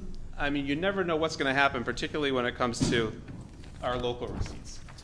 It fluctuates a little bit. We're optimistic, but 21 happens that has an effect on the overall budget. So we're estimating pretty close to what the actuals are. We should, I'd be more comfortable if they were less, but we're trying to make the budget work, and we've been successful to reach that. But a dip in the economy, and you're watching it with interest rates, we don't know what's going to happen. And then, so we try to be very careful about this. We want to be optimistic and aggressive, but also cautious at the same time. So it's not easy to find that balance. Right, and I understand that, and I understand that part, but I know the town, people have been very super conservative as far as dealing with these types of issues. And the question is whether or not, are we being too conservative? I would say that you are probably correct. In the past few years, we have been ultra conservative, maybe moderately conservative, but we've built this budget on a lot of assumptions that we hope are going to happen, marijuana being one of them, and new growth at 600,000 in a community that is potentially, I mean, how many new subdivisions are coming in, how many new houses are being built? So that's something that we really have to monitor. I wouldn't want to say that we put $1 million in new growth and we get 400,000. Then we have a budget gap that we have to deal with next year. So we're being as cautious as we can with these numbers in a hyperinflationary time in our economy. And my opinion is we have conservative numbers in here. If we can tweak them, as we go along, we definitely will sit down and look at that. But I know, not to prolong this anymore, but I know that we talked about this when I gave my presentation on January 9th about having this BAG committee, Budget Advisory Group, and we talked about it potentially after the town meeting. I think that we probably need to start meeting now, and we need to start having those conversations now, so that we can at least both sides and maybe come back to the select board and say, listen, this is the short-term approach that we have. We can get by this year, but what we need to really address is 25, 26, 27, and 28. That's where the issues are. Because if we're $500,000 or whatever the number is this year off, can you imagine what that's going to be in 25? Imagine what that escalates to 26. So I appreciate that we want to just talk about what's happening today, but kicking the can down the road and looking at what's going to happen in the future needs to happen today. Gary, not for nothing, but we were having this conversation in 2018 when we say we have to be careful with 2020, 21, 22, 23. In 19, we were saying we have to be careful with 22, 23, 24, 25. And in 21, we were saying we got to be careful with 23, 24, 25. So this is the same conversation that seems to be cyclical every 4 years. I think if we have a lot of people in this room right now on multiple boards, I think that we need to have that conversation now. And not just, as you mentioned, talk about it, but really have concrete discussions about where we want to be. Thank you. Any other comment, Mr. Nunes? Thank you, Mr. Chairman. Just, something I'm looking at, and this is right from the Bureau of Accounts, the free cash proof comparison, and the excess of local receipts in FY21 was $1,067,000, and in 22 was just short of 1.6 million over what the estimate was. So It was larger than that in previous years as well. yeah, but that being said, to your point, or Sean's, and I say this all the time, and you get upset, Mr. Chairman, but I'm going to say it anyway. If we got what we should have for per pupil spending, we wouldn't be having this discussion because we'd have $9.9 million more. So we wouldn't have to have this discussion, and we'd be golden. If my brother was my sister, I'd have two sisters. It would have been nice, and these are my opinions. When the state had that nice surplus last year, and yes, they gave some of it back to us, whoopee ding. If they had given some of it back to the town to use, they did it. They put it who knows where with the fund projects and that type of deal. Some comments have been made about salaries and such. Again, and I know my colleagues have talked about it, we're in the people business, okay? 75% of this budget is salary staff, okay? Is the salary for the staff, okay? The teachers. If we don't have the teachers, then we, just close the doors and go home. Yep. It's as simple as that, okay? Personally, I don't appreciate doing negotiations with the superintendent's salary in public, okay? My opinion, because I'm of the firm belief, say what you want, and again, my opinion, you pay peanuts, you get monkeys. So we've got the right person on the job. We negotiated a contract. We did all our research, and that's it. Okay. We'd like to move. May I? I've been on the Finance Committee for a few years. Just one very specific comment about local receipts. The previous finance director always under budgeted local receipts as a way to actually generate, hopefully by the end of the year, more free cash that would then be used for capital projects. It was his strategy. It's not the current administration's strategy. I applaud the level of transparency that we're getting now from both Sean and Gary. It's been huge. Let me add a couple of other things. I think the problem we're trying to solve is very solvable. I think the problem we're trying to solve in the next several years requires some really heavy thinking. I happen to believe, I was just looking, if the average property tax is $36.96 here, if I may say, the average property tax is $36.96. If we're doing the average of the state, which is $43.09, according to some document, whether it's true or not, if we did multiply that by how many property owners, that would bring in $11 million more. That is not what's going to happen. But what we do need to do is get very specific. I'd almost put, if we paid people what we think they should be paid, we are not able to hire now in half the departments. We are not able to hire. We're not providing competitive salaries or competitive benefits in many departments. What if we did do that? What would that cost us? What if we fully were able to take care of our water and our sewer? Let's figure that out. Let's just say we add that all up, and let's say it happens to be $8 million a year to do what this town needs to be done. Forget this year. We're talking about, let's solve this year, have less free cash this year. I don't care. I'll be honest. What I want is enough money going forward to compensate people appropriately, as they should be, not just nickel and dime people, and also to pay for our facilities as they need to be paid for. I could take some things off that list of facilities because they aren't as high priority. If we get that and we say, okay, it is, add it all up, it's going to be $8 million to fully fund all these extra things, then we need leadership on the part of the select board, the school committee, the finance committee, and we got to go to town meeting and say, guess what? This town has been underfunding people, facilities, and the quality of this town. I happen to be a very fortunate person. My taxes have been going down in the last several years.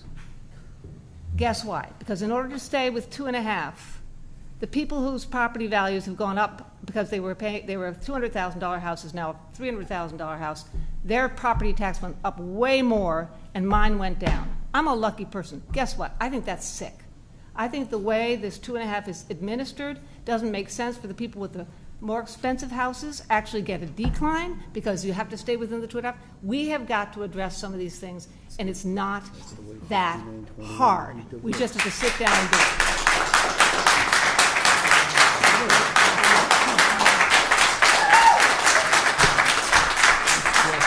Thank you very much. Thank you. It's not that Any hard. comments from you, Mr.? I think it's time, if I get any disagreement, raise your hand now, but I think it's time for us to walk out of here with a plan. And I think it should be a short-term plan. Short-term only. Not to say, and Gary has made it very clear to us that the long-term plan is critical to look at, and that's going to be our job. Right now, we got to solve this problem, period. Mr. McGinnis, any comments or questions on solving the problem or how we do it? Well, I mean, I think Gary's point was valid. I mean, we talked about this last year. The school had a large increase in their budget. We were able to compensate for it, but we talked about when we got to this year, it was going to be, we saw the trend. Gary's right. The trend next year is going to be even worse. So long-term thinking needs to happen, right after town meeting to really make some decisions about what that cost is going to be, what we're going to fund, and what the approach is going to be. Because, pulling it out of the general operating budget for the future, is not sustainable because there's still capital. There's short-term capital, long-term capital, the things that we need to address. In the short term, I'm happy to meet with Mr. Kiley or as a group that we can, look at ways to kind of bridge this gap. And we've presented some options. The options of the school technology is, yes, it's a short-term option because do we want to lose staff or do we want to take a step back in technology? I mean, that's a decision beyond me. That's what we want to do. We're presenting options. So we realize it is a bridge to get to FY25, but FY25, there needs to be a commitment, on the whole town's part to really fund the schools because, it goes back to, salaries and health insurance. We agree. It helps with recruitment and retainment, and I agree. When we have phenomenal staff here in Dartmouth, in my years abroad, the staff and the people here are really committed to the town. It is, I mean, you saw it tonight, but I see it on a daily basis here. So we want to promote that and foster that, and they deserve that. It's, it has to be affordable. And there's discussions in the room, but then there's discussions and opinions at town meeting, and then there's discussions and opinion at the ballot box. And getting them all aligned is not that easy. The short term. Do you need more firepower and more people involved in a short, smart committee to try to find these sources to bridge the gap for this year?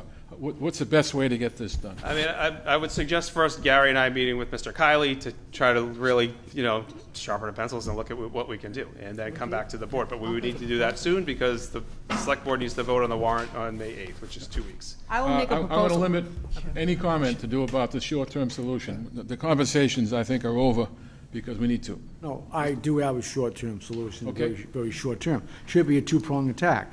A, you still should look at the state, what the state can do for us. Secondly, I hear about expenses, but I don't hear anything about revenue opportunities. That should be thoroughly investigated. What more can we do to get some more 100% agree, and those are my notes, but that's not going to solve the problem. Well, it by May will if 15th. we expand and get a committee to... Absolutely. Okay, that was my next point. Yep. Let's get a committee together and try to get some solutions to how we can raise extra revenue. And rather than suggesting that we lay off people, cut expenses, to me, that's not a problem solver. Agreed. No, let's get some revenue in it, let's find a committee. My short-term solution is we come up with a full amount, whether there's cuts or something, for this year. Then we sit down, because guess what? What it'll mean is we have less surplus next year for less capital going forward. The capital going forward, that funding will be, we will not have as much money for capital in the fiscal year 25, but guess what? We'll have to address that through our planning, but much more comprehensive planning. So fund the friggin' thing now, and then put it into context of what we have to be doing. I would like to say that I think that we're all saying the same thing about, but I don't know protocol too well, but I'm asking, is it appropriate that each one of these boards vote, not on the short-term solution, because we're going to do that, is what do we do come town meeting and after about long-term solutions, and how do we do it? And at least a commitment by these three boards that we're going to do it. And a vote taken by all three boards that whatever that motion is, we all vote on it and support it. We walk out of this room with a commitment. The short term is up to Mr. McGinnis, Mr. Kiley, Mr. Carrero, and anybody else they want to help, but they're going to get it done. So May 15th, we don't have to start chopping heads, because that's unacceptable in my view. But I'd like to get a commitment on long-term solutions right here out of this table so that come town meeting, we're ready to go. And we can talk about, maybe each board brings a recommendation. Who should be on it? What are the committees? We can do that individually. But a commitment to walk out of here, we're going to do the damn thing and get it done. Mr. McKinney, you had a comment? No, somebody did? Yes. So I will just note, history repeating itself, talking about history here. I first got involved in town, volunteering for the town when we set up, I believe it was 2006, maybe-ish. We had a budget review task force, and it was a group of people from all over town sort of looking at these questions. I mean, it sounds kind of like that's what we're doing, what we're proposing is that same thing that when we were shutting off streetlights. Yeah. Right, yeah. And what we did were that do? we so far underfunded the schools that we had to have a special committee go out and scream and yell because the schools are getting nothing. And that was my first foray into politics. So We pay tons of fees. We don't want to shut the lights off. Yogi Berra said deja vu all over again. Mr. Mr. McGinnis, Tuttle, any may I other say- guidance in terms of? No, but Ms. Jenkins brings up a good point. That's something that's not traditionally done, but there's a lot of collaboration that can happen between the town and the school. We look at some of the, structure departments we have, IT, facilities. Looking long term, it might be worthwhile looking at ways we can kind of consolidate those roles and maybe kind of reduce staff between the two to save money. So those are things that I think they're worth looking at over the long term. I mean, I'm just going to get on my soapbox one more time.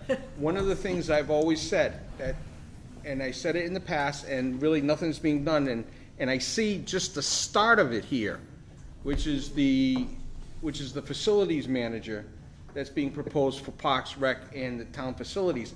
I've always said the town has a facilities group. It's the maintenance department from the school department. There's no reason why the maintenance department and the school department can't be farmed out for the town, so the town gets charged. You guys can create a bill that if Rick or Bob or whoever, Steve goes out and does something in this building, that it gets charged to the town. There's no reason why. We have that here. Why can't we use it? It's not being done. And that's the one thing that's always bothered me. Because this is my business. My business is property management. My business is maintenance. I see this, and it's an untapped facility that this town has not taken advantage of. And I'm a little bit bothered about that. And if that's the time, I know it's going off a little bit off Pluto while we're talking about Jupiter, but still, I mean, it's another way that the town could save some money. That'll be our first contribution to the group. Thank you. Mr. Tattlebaum, can I just, we're wrapping up, so I think what we need to do is not maybe not a vote from the committees, but maybe a commitment from the committees that we, and work closely with Jim over the next week or so to try to close this gap and move forward with this, but know that immediately, immediately that we talk about a committee that will be formed on, maybe a couple members there, maybe a couple members here, maybe a member of the select board. Well, maybe more than one committee as well. Right, and we put that together and we start talking some serious talk about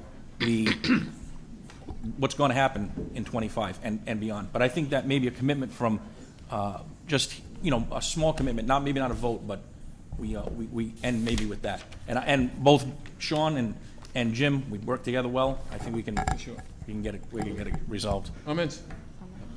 You were looking for a solution tonight. Yes. And I believe Ms. Heidi Cooper just gave us a solution. Mm-hmm. As a member of the Finance Committee, I feel that she understands where we are with the funds that we have. And if she feels that we can do this to solve this budget issue. Well, she'll deliver that whole idea to Mr. Carrero and we'll, okay? Anybody else? I think specific ideas should be funneled to Mr. Carrero, to Mr. McGinnis, and we have a deadline. Like, we're going to do this like tomorrow and the next day. We got to protect those teachers that could be on the chopping block. That's unacceptable. Yeah. So our next meeting is May 8th. May 15th. No, May 8th, they vote on the warrant, which is the Schedule A, which is the proposed budget. So that's our next we don't have meeting. a lot of We're time. going to get it done before then. That's all right. That's fine. Midnight oil. Mm-hmm. Yeah. Sounds good. They stunk. Midnight oil? Yeah, they were a terrible band. Mr. Town. Mr. Souza. Just one more comment. I apologize, it's not on the solution, but I have to comment on the silent protests we've all witnessed over these last few months. John, can you speak into the... comment on what? The silent protests we have witnessed by our teachers and other unions in the town. And I got to comment on their behavior and how proud I am of the hard work they do, the commitment they have to this town, and the behavior that they exhibit to us, and the respect that they've shown elected officials and appointed officials. Too many times we watch news and we see union negotiation contracts go really sour, and it turns into threats and violence. I've got to commend these people that we've had none of that, and I applaud them for that. Good for them, Okay. We have a commitment. We have a commitment on the short term, and we're going to our three groups separately will meet to come up with specific plans or committee structures or ideas of what the committee should be, so that once we get a clear town meeting, we're going to be on our way, because it's as critical as out. Mr. Bowles. May I make a suggestion? Now that we're all here, why don't we ask for volunteers right now, tonight, to get this thing rolling? I think committee, my view is the committees ought to talk about it, come up with a plan that you all can agree on. I think we should be, Okay. I personally would like to discuss it with our group and come up with what we think would be the structure. So I don't know about anybody else, but okay. Agreed. Mm-hmm. We'll discuss. Yep. Dr. Jenkins said legislate by, what'd you call that before, by? Editing a document by committee, it's Thank you, brutal. okay, great. I just have one thing to follow up on, Mr. Souza. Great respect for the teachers and what they've done, and they've given us, they've been here often, and they put their time, they've been teaching all day and come in here after that. Not unnoticed by all of us, for sure. In the attempts, the goals of this group have been, we have great people here. Great people. And it's okay to disagree. My feeling has always been, as long as you're informed and you listen and then you have your opinion, it's yours. That's why democracy works, and I think that's what we're trying to do here. And I think it's very productive, and appreciate everybody's attitude. We're going to get this thing done because we got a lot of decisions to make for the future of the town. Okay? I'd like to make a motion on behalf of the school committee that we adjourn into executive session for the purposes of update on negotiations for union and non-union personnel, not to reconvene. I'll second that. Great. Sounds like a powerful meeting you got going there. You thought ours was hot, yeah. Somebody want to make a Just call for a roll recommendation? call. Somebody want to make a recommendation? Hold on, we need the roll call. Can you give us a second, please? To adjourn. Okay. They're John gonna, Souza they need to made roll it. call. We need to roll call first. Need a roll call. Chris Oliver? Yes. 1 second. Shannon Jenkins? Yes. Yes. Nunes? Kathleen Yes, Em. Kathleen All right, Em. thank you. Thank you. Now, Said here, where do you stand on a meeting? You need to do the same? Well, we got to adjourn. So, somebody want to make a motion to adjourn. John Souza Thank make you. a motion to adjourn. Second by Terry. All in favor, aye. Any opposed? None. Okay, 5-minute break, and we'll resume back in 5 minutes. 4 minutes or 3.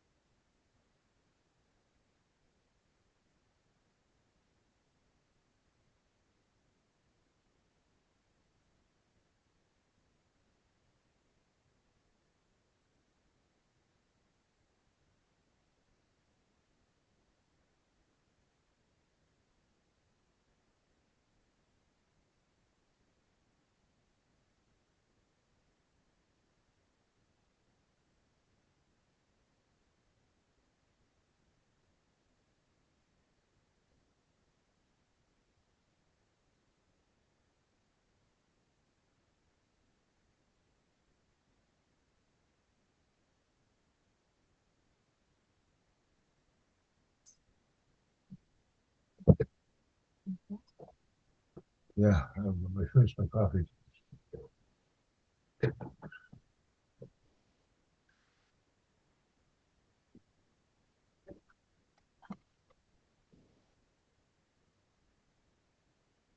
Buddy.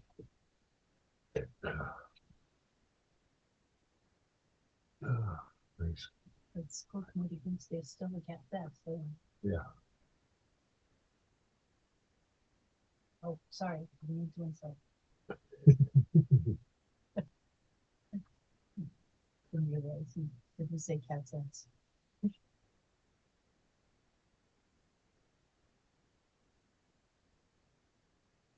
Sounds well been adjourned. Looks like we have more meeting to do.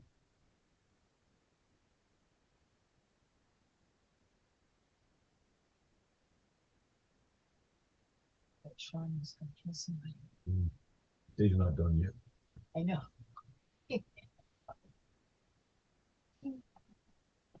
Frankie called, wish you happy birthday. Asked how you were. And he wished you back. Poor guy, he's almost hurt himself. Yeah.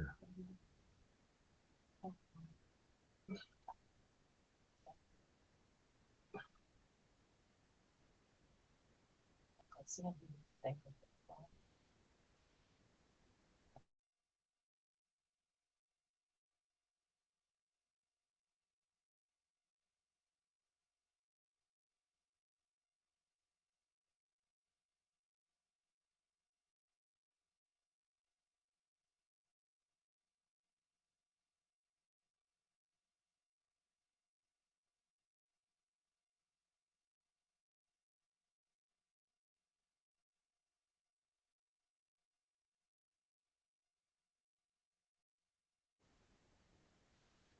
Mentions on Facebook. No, I have to say, time to do that today. Maybe he just knows it's hump whale day or whatever that is.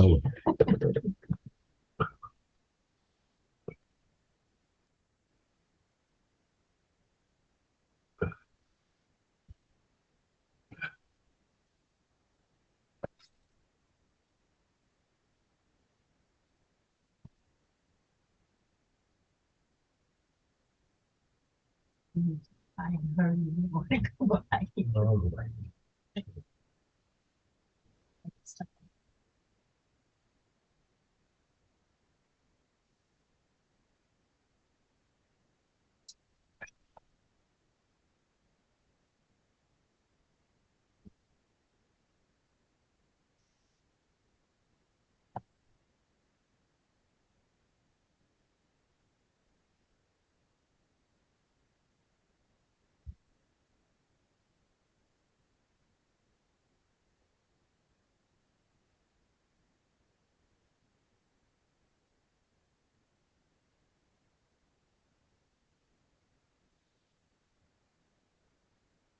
You probably couldn't do that screen, right, when put Sean look at that, but that his brother couldn't see that screen.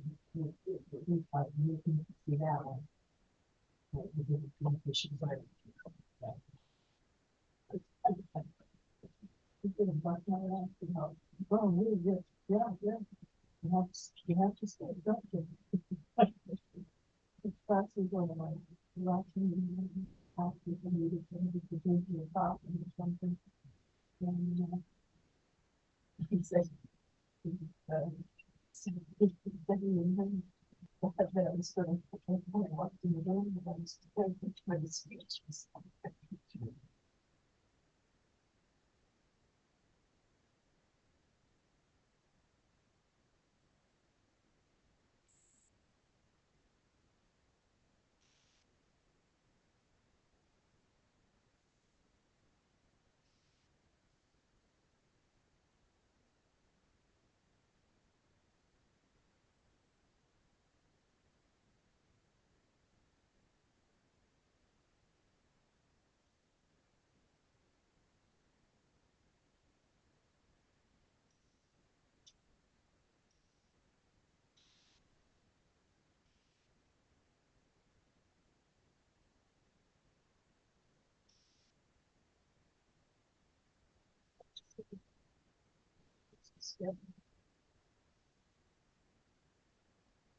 Which I said,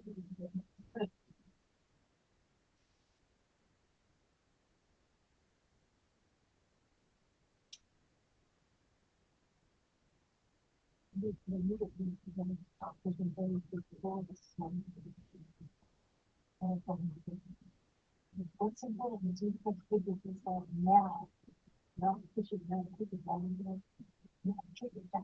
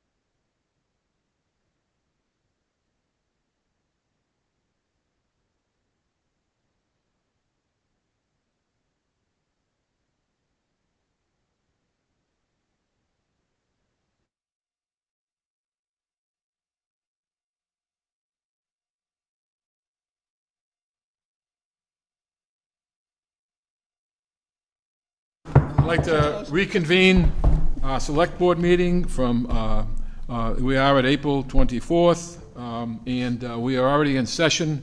And thank you to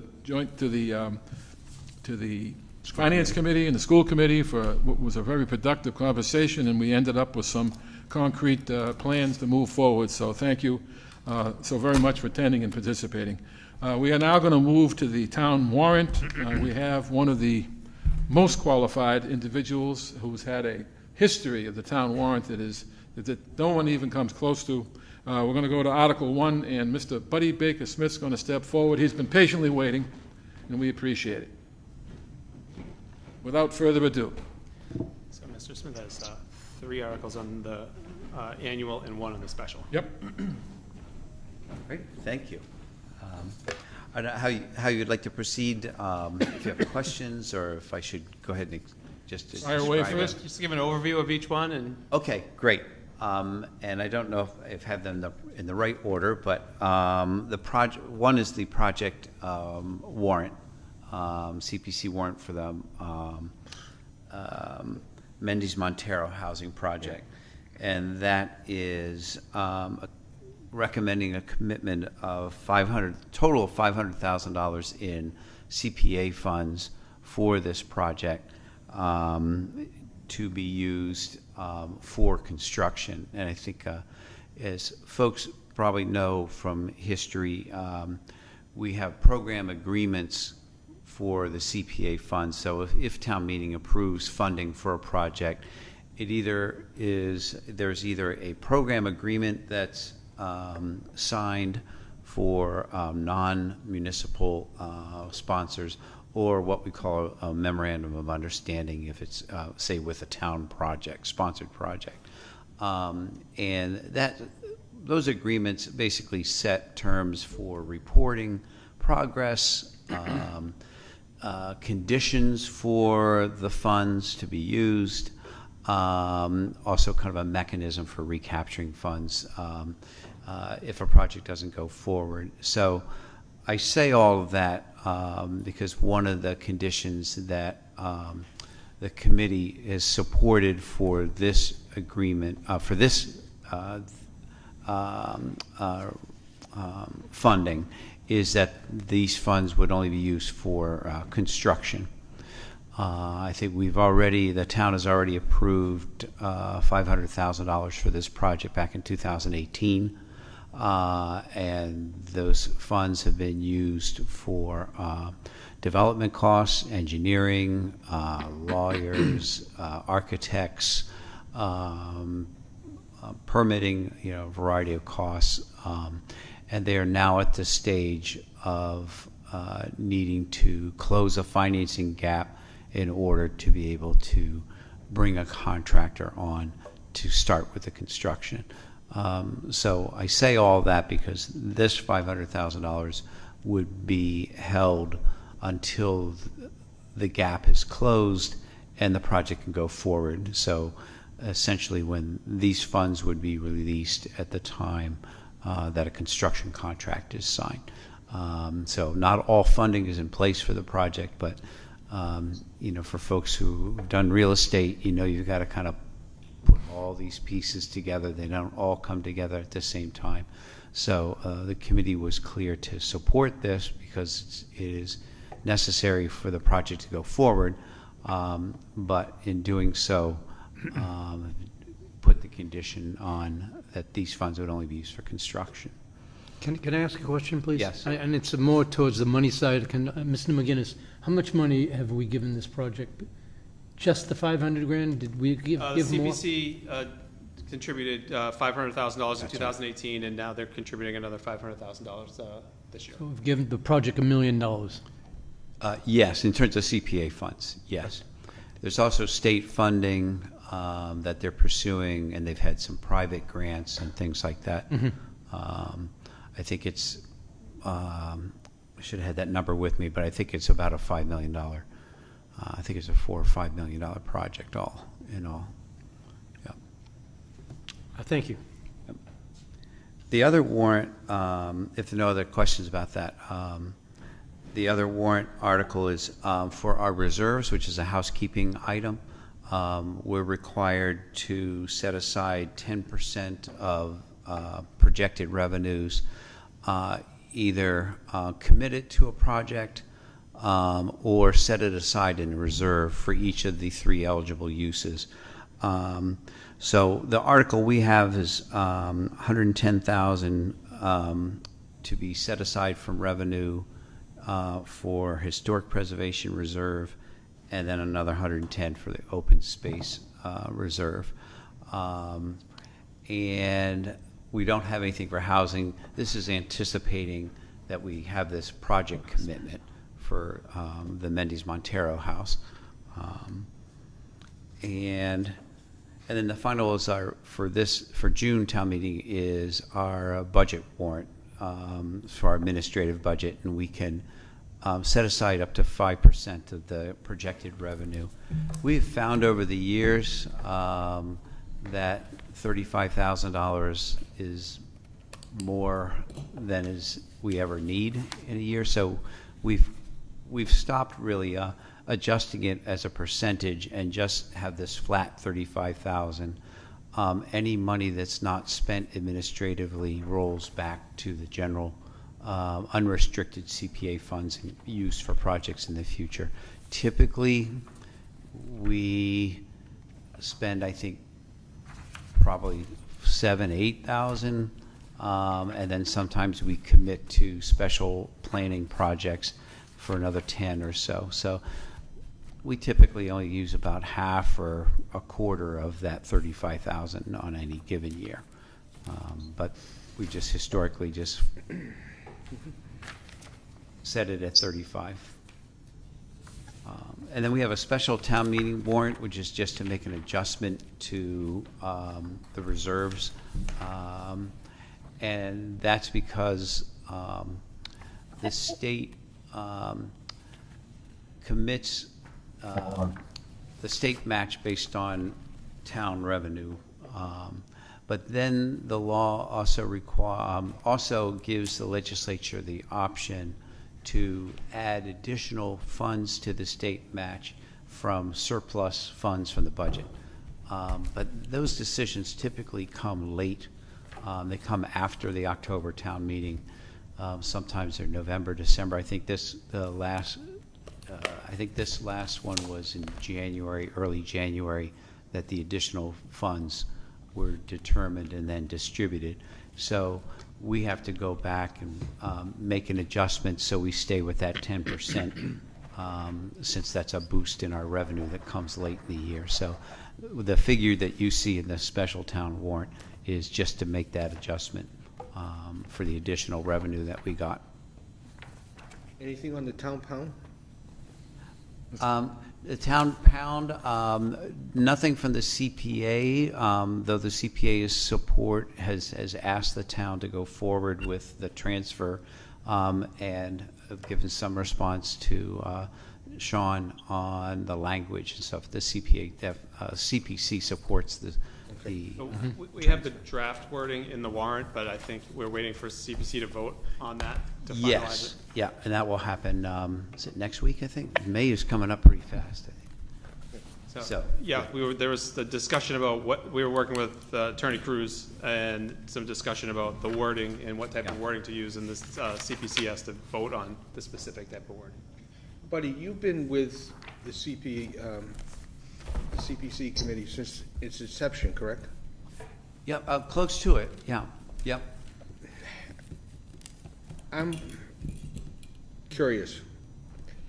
Can we get a document at some point in time? Doesn't have to be right away, doesn't have to be for town meeting, at some point in time, just to show us what has the CPA funded in town?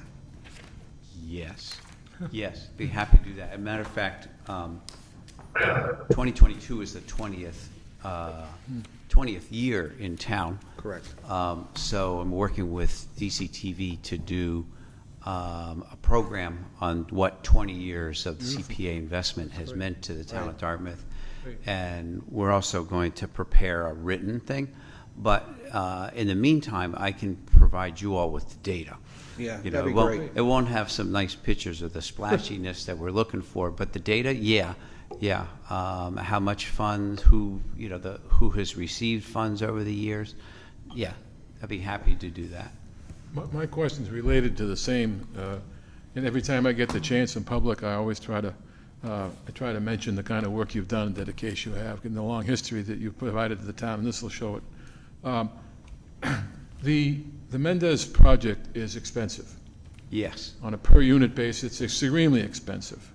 And it's servicing a population that needs to have this kind of facility because that's the nature of the clientele that are in there. The veterans housing at the old state police building was also expensive in its own way. And it's turned out to be a facility that's just there and seems to function. In your view, is this the same sort of project where it's almost unreasonably expensive, but it has to be that way, but and who knows how many Dartmouth residents will be there, because if they're not available at the time that a room's available, it may go to somebody else. So it sounds like it's going to be a bit out of control as to how many actual Dartmouth residents we can serve. But is this the same sort of project where it's going to serve a community, and the expense of it and the idea of the cost per individual is so high, but it's really worth doing? Is that a fair question, buddy? Yeah, no, that's definitely a fair question. I think, you know, it's very much reminds me of the conversations in the last, you know, previous 2 hours of this meeting. You know, there are certain things that drive kind of our fiscal situations, and some we have control over and some we don't. So with affordable housing, and you do that with public funds, then you have to pay, by state law, you have to pay basically what's called the prevailing wage. Yeah. That's easily 20, 30% more on a project cost than if you were to build your own home with a local contractor. So you can automatically just put 30% or more on top of that cost because you're paying prevailing wages, and there's no way to get around that with public funds. The second thing, for folks who are familiar with real estate, you know, there are certain fixed costs to real estate and development, site costs and things like that. If you do a small project, it's going to be really expensive. If you do 100 units, some of those costs, like legal fees, architectural services, things like that, get spread out. You do a project for 10 folks, like a veterans house or this project, you just don't have any place for those. You don't have any way to spread that out. So on paper, they're expensive. The long-term benefit, and I think that's the other piece of real estate, is it's an investment over the long term. And so lots of times we look at these projects and we try to think about, well, how do I understand the value today? And in real estate, you really have to understand the value over 10, 20, 30, 50, 60 years. And so this is housing that's going to remain affordable in perpetuity. So this does not have an expiring use to it. It is permanently affordable and will always be available with a preference for Dartmouth residents. And it meets an important, I think this is similar to the homeless, the veterans housing. Yep. It serves an important niche that other housing doesn't address. You cannot serve people in this, the people who will benefit from this housing are not going to find any other option to get affordable housing, handicapped accessible for older people with 24-hour mental health support services. No private housing development can ever provide that. Fiscally, financially impossible. And it's the same thing with the veterans housing. That supportive services connected to the housing is just near impossible for the private sector to be able to sustain or provide. So This is important because of the kind of need it will fulfill. Overall, I think the CPC would like to do more housing, and we don't get much in the way of housing proposals in the town.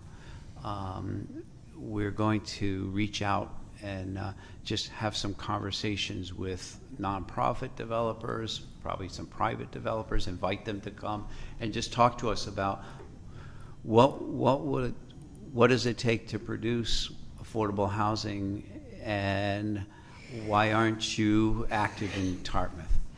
You know, just there are answers to that. The help of the new master plan may help you out with that as well for the town. Yeah. But this project in particular serves a really, really important population, and it's a long-term benefit to Dartmouth residents, even if, you know, today it may be 6 or maybe 4. People have to understand this is an investment and an asset to the town and town residents going forward for the next 50 years. Great. Always the voice of reason. Thanks for that explanation. So meaningful. Anybody else? We're not voting on this, or can we? No, it's just the draft to review. Yep. Anything else, buddy? No, I just thank you all for your support, for your questions, and look forward to seeing you in June. Thanks for hanging out, buddy. We saw you holding a few signs over there too, buddy. That was very nice of you. Yeah. Great, and I will send that information probably to you, Sean. Yes. Great, I'd be happy to do that. Thanks, buddy. Thanks for waiting for us. Thank you. Okay. Ms. McGinnis, we'll keep going. Yeah, so I'll go just through the articles. Article 4, standard housekeeping, appropriation to the cemetery sale of lot fund, that's $2,000. Article 5, establish the 2024 maximum spending budget for revolving funds. This is the cemetery revolving fund, park and rec revolving fund, and library revolving fund for loss and damage items. The recreation and park revolving fund has increased. Last year was at 185, it's up at 250. This is due to the success of the bucket, so this allows them to purchase more supplies. Wonderful. Yeah, so it's doing really well. I'll take a vanilla. How about you? Vanilla? No, I don't like vanilla. Yeah, but they've automated the system also. They have, Sean. yes. There's a new system we're They have a point implementing. of sale? A new point of sale system. Right. That's where you're gonna get all that extra money. Then it helps with inventory Most tracking. people like it. Extra coins. Article 6 is the Capital Planning Committee report. I can go through it quickly. It's a building improvement study for the Council on Aging, the Maria Connor Center for Active Living. We've talked about taking a more long-term approach at the facility, so we're looking to partner with an architect to do Say active learning. Oh, we'll have to, and that too. Next is 2 vehicles for the health department. We're reaching a point now where we don't have many vehicles related to municipal government, but the ones we do have are getting very old. They're 10 to 15 years old, and really we have them serviced at the DPW, and they're telling us that they are just beyond serviceable. So we're trying to fund 2 vehicles for the health department. The next item, MIS, this is our antivirus and malware software that's installed on all the computers. We're updating that software, but also rolling it out to the police department. Sean, before you go through all of them, I'm going to suggest that a representative from the Capital Improvement Planning Committee join the small committee looking at the budget to see how we can look at funding. So before you go through all of these, I'd like somebody from that committee to look and see, are there any? So I know one of the things you proposed was the $200,000 that's usually in the school. Well, we fund that in the fall. So we Oh, in the fall. So that's why I okay. was proposing that. Oh, all right. It's a small committee that we met with Dave, I believe that. No, she's talking about the committee that we put together to review the budget for next year. From FinCom, school budget, right, that yeah. little committee, Okay, that yeah. CIP be there and see if there's something they can take off this. Yeah, that's to a good idea. Put money in that other pot. So before you go through everything. Postpone something. Oh, so I don't think anything in here would be removed for that, but we would still. Okay. Yeah. I mean, if we came to that, we'd have to meet with the capital planning committee and have them vote, so. Okay. That's the way it worked before. So, no, that's fine. Then we have the Tyler HR recruiting module. This is to pay for the implementation. You know, we have our Munis software system here. We are implementing, Denise, our HR director, and Melissa Jerome have been working with Randy Kay, who is now our Munis system analyst, on implementing the HR module as part of that Munis system that we have been paying for annually, but we have not been using and utilizing to its full impact. So this will allow us to do that. Microsoft 365 implementation, this is town-wide. This is all of the desktop and laptop computers, the Office software. We currently have a pretty old version. I think it's 2016. There's security issues that go along with that. This brings us up to date and also incorporates the police department. So what we're trying to do now is the police department's been segregated, but we have a nice system here under the town offices. So we have a nice management company we use that provides remote management, but also upkeep of maintenance of software and security software. So this allows us to pursue that. King Information Systems for the clerk's office. This pertains to our vault downstairs here. As you may recall, a few years ago, we had a big organization done by King Information Systems for all the paper files. We did not do the plans at the time because we didn't have the funding. This $22,000 would allow them to index all of the plans that are down there. So now it's a completely organized system. There's a database that manages it. We work with King Information. They tell us when items can be disposed of, what items need to be kept. So it's a nice system, and we're looking to expand on that. Last this is to fund the door at the police station, the new police station that would allow for handicap entrance, with the button. This was not part of the original construction.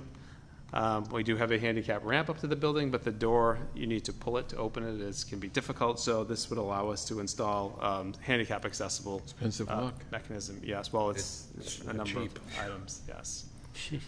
The police department, they're funding 4 police cruisers to replace those. It's part of their annual replacement, and they're also upgrading some police radio equipment. The Parks Department is looking to refinish the restroom floor at Jones Park. And also they are purchasing a front mount mower with a blower attachment. And next is the Dartmouth Public Schools. This is $273,500 for the floor replacement project at multiple rooms in Quinn, Middle, DeMello, and Potter schools. DPW, this is an Energy Gap grant match. For a grant that was received for energy efficiency initiatives. This allows for the match of that. And then also Paid-Narren Bridge maintenance. This is just to provide continued maintenance for the Paid-Narren Bridge while the state has funded the design, and we have met with the state to start with that, but it's a few years away. So wait a minute, excuse me, a question about that. So we got $1 million from the state, correct, originally for that project? Are we tapping into that for 200? They're paying for the design, so we didn't get the money. I'm not sure what so we have to pay this. This is just repairs. Yeah. This is just to repair while they're working on the design. All right. They're Band-Aids, big, huge Band-Aids. Yeah, that's still $250,000 bucks. $90,000 of Band-Aids. $250,000. The bridge is in rough Johnson shape. & Johnson's doing great. Hell of a Band-Aid. The Band-Aids are waterproof, though. Next is the Solid Waste Enterprise Fund at DPW. They're purchasing a dual-arm 35 cubic yard recycling truck. That's $455,500. I think they're replacing the truck that's 30 years old. I think it's so they maximize the use. And last is Waterways Management Enterprise Fund. This is to fund the Dias Landing small boat dockage facility or marina. And then that's $20,000, and then the two dinghy rack replacements at Dias Landing for $14,850. That is the capital. Any questions? Okay. No. Next is appropriation for collective bargaining agreements. We're hopeful to be adding to this. We have the laborers contract that's been settled. We're still working with DTA. We're hoping to add to this, but this is for the laborers settlement. Next is salary and stipends of elected officials. This is the town clerk salary at $98,277, and the elected officials are all at 0. Next is the I schedule. just want to make a point. Just looking at the town clerk's salary, and I'm not saying that she doesn't deserve that, and again, going back to if we want good people, we got to pay them well, but it's unfortunate for her that it's a line item here at over a Always is, yep. 7% increase when This- we're fighting with everybody else about Is increases. this negotiated? No, it was presented, but this is in line, I don't know if you recall last year. Yeah. So this is in line with the other looked managers in back, town, the yes. department heads, and it's consistent with, they are a union contract, but we feel it's consistent with the other department heads, and, what she does is And her certainly equivalent. accreditations, she's gotten to increase as well. Yeah, I don't think she's certified completely yet, but she'll probably be certified within the next I year. just didn't want the school department to think I only Oh, crap no. on them. No, it's one of those things where it is unfortunate she's elected, so her salary is right there. So I'm sure it may cause some discussion at town meeting. Next is the Schedule A, budget appropriation, and that is also in your packet. I don't know if you want me to go through each line item or No. if you have questions. No, not right I now. don't think it's necessary myself. It's only 9 o'clock. We all went through it. Yeah. We all went through it. Only 9 o'clock. Well, if you have questions, it's in your packet, and you'll be voting in 2 weeks. So if there's any questions in the meantime, feel free to reach out to me or Gary. Excellent. Next are, the same housekeeping, funding sewer and septic system betterments. 11 is funding the solid waste enterprise fund. These numbers have been updated by the finance team. Water department enterprise fund, same. Sewer department, I'll go through this. Article 14 is DCTV enterprise fund. Article 15 is the waterways management enterprise fund. Then we have. Can you just stop right there? Sure. Just in a future meeting, can we have from the DPW a report on the roads as to, years ago, Mr. Hickox came before us and gave us a ticker list of roads to be done and gave the grades as to where they were and whatnot, where that is. Also, where they are on the sidewalk replacements in a lot of the residential areas, as to whether or not they're going to require the replacements, who's going to do the replacements, or whether they're going to abandon them. And also, just kind of an update on the roads that were redone in the last few years, as to how they're holding out, because I'm having some calls made from the road overlay that was done on Smith Neck is not holding up well, and I've also started to hear that the overlay on Slocum Road is not holding up well. The manhole covers are sinking. So, well, I don't think the manhole covers were addressed. So I know that has to be, but it's actually the material used is not holding up well, and there's immediate signs of wear. So if we can get an update, maybe end of May, early June, or, from Tim, or even after town meeting would be fine. I would say after town meeting would be a good. Yeah. Okay, after town meeting. Tim and the chair of the DPW. Okay. Excuse me. Then Article 16, personnel bylaw adjustments. This is the salary range for this proposed communications coordinator position and the proposed facility supervisor position. They're both grade 8. Then next is the Schedule E. These are part-time salaries, wage salaries that are consistent with the increase in the minimum wage. So these are just increases for that. Sean, a quick question on the 16 was on the new position.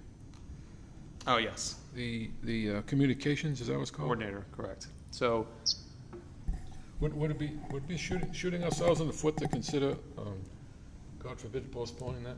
Well, I think from what you heard tonight, is a big message was we need to really push the topic of what to do about the school's budget moving forward. And this is a position, it was interesting that just came up, because this is what this position's tasked with. And, you know, I think we've heard many times and we've discussed, people come in and they say they don't know what's happening, we didn't hear about it. How come no one told me that this was going on? We need more information on this, and we try to get the word out. I think this is that would be the last thing I vital want to do, position. but how does it stack up against what you perceive to be what you have to pull off the next week or so? Well, we're just replacing an existing position, so we're not adding this. Now, the facility supervisor is a new position. Yep. We're just, you know, we've gained a lot of efficiencies with licensing, so we no longer need the licensing aid. So I think this is a better utilization Is of there that a cost to funding. this, needless to say? It's very minimal, so it's not even. $15,000 yeah. worth, Yeah. yes. But I wonder if, 15,000 they're gonna give us as anyway. Mr. McGinnis said, as we're going forward, we need the townspeople to understand about our financial situation. We need a communications Yep. person to Okay. get that Not message out. Okay. You know. Yeah, I mean, I would not propose this position unless there was not a vital need Because for as it. much as we thought we had informed everyone about that DEP Title V issue, every meeting we had people that came and said, this is the first I'm hearing Well, about it. in addition, going forward, once we start setting these long-term goals, people need to know what's going on about water, about sewer, and about other of these major projects. Okay, so thank you. 19. Article 17, we've pulled, the same with Article 18. Those will be on a future meeting. 19 is dedication of future opioid legal settlement receipts. So prior to our last meeting, the state has changed the law that allows towns to just vote one time to dedicate any opioid legal settlement receipts into a stabilization account rather than having to do it at every town meeting after funds have been received. So this would allow the town to do that. Next. Sean, 1 second. On Article 18, we're moving that to the special. Oh, yes. Sorry, we'll go over the special. Yeah. So that's moved to the special. Gary's taking good care over there. He does. He's really good, yeah. Article 20 is the zoning bylaw amendment for the planning board that's presented for the zoning bylaw. You had the planning director and the chair of the planning board in at the last meeting, so I won't really go over that in great detail. The same with Article 21 and Article 22. Those were presented by the planning board. Article 23, the proposed charter amendment, Library Board of Trustees. This is being pulled off. Right, we're going to be pulling that off. We got word from Stanley, the current chair of the Library Board of Trustees, that there is a state ruling that the Board of Trustees is in groups of 3. So it would be a group of either 3 trustees, 6 trustees, 9 trustees. They're currently 6. We were thinking of reducing them to 5 to have an odd number, but it turns out the state has mandated 6. We are not willing to look at 9, so we're going to stay with 6. Okay. So we will be talking about replacing William Chandler's position, which he's the one that stepped off. Yep. And so we'll get the dates of that, but anyone interested in becoming to serve the Board of Trustees for that interim should send notice to Mr. McGinnis. So this is an official call that we need someone for the short term until the next election to serve. Yes. On the board. It's an exciting place with a new director. Yes. A lot going on. It could be a great place on the library to get, because the library's going to take off. So you know, the Board of Trustees were here tonight, but due to the length of the meeting, Yes. I said I would Plus, they speak for probably got them. carried out Yeah. in the wave. Well, they parked. Okay, well, thank you, Yeah. Stanley, for Yeah. waiting for us. And we would love to have So we'll pull 23. candidates for, and of course, someone who does serve and volunteer, they have a pretty good edge to be able to get elected after that, because it's a great place to be right now. It's going to be an exciting place. Next, Article 24, the Gendro Estates Surety Appropriation. This would appropriate $451,974.09 plus interest from the Gendro Estates guaranteed deposit to the Department of Public Works to complete the installation of all the roadways and associated utilities and stormwater infrastructure and drainage infrastructure within Gendro Estates to bring the road up to current standards. Next, Article 25 is the bylaw required to license donation bins, and I have Attorney Cruz here. I think he's still on Zoom. I see Oh, it. I am. Hi there. last meeting, we had proposed the redlined edition.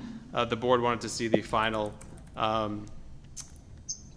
edition just presented. There was a question about requiring only nonprofit, but we've changed that, so it's nonprofit and for-profit corporate entities, but the rest of the donation bin bylaw is pared down in line with what was discussed with the select board and also what was discussed at the last presentation to town meeting, some of the concerns that were presented. So here's the final wording. If you have questions for Attorney Cruz, he can answer those. The question is why, one of the concerns was the expense of the security camera. Right.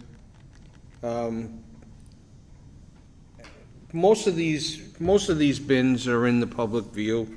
They're in the public way. They're not behind the building. They're not on the side of the building. They're generally in the front of the building because they need the view, the visibility, right? Thank you. Sure. The visibility. So I'm wondering if this is just kind of an onerous paragraph. So, with hesitation of entering into deja vu, the draft that I provided deleted all the requirements of security cameras. Okay. Is what? The draft provided had the security cameras. So I deleted all references to security cameras. Okay. The new section 221-3, which is the requirements for registered donation bins, the only requirements are that it cannot be on a median or a sidewalk, and that a copy of the registration information has to be on the bin, and that is it. Good. So we've eliminated the security cameras. We can talk about that, Brian, because it's still in there. Okay, so. Well, I can talk about it right now. I make a motion to strike paragraph A. So, I at this point then, I do not know what draft you have, because the only draft that I have sent over is a drastically redlined draft that eliminated huge portions that was objectionable, including that section. So I'm at somewhat of a loss. I don't know what's in front of you. Okay, well, I'll tell you, I took that red line draft, accepted your changes. This was not part of that, but we can certainly work together on that. But this is your version.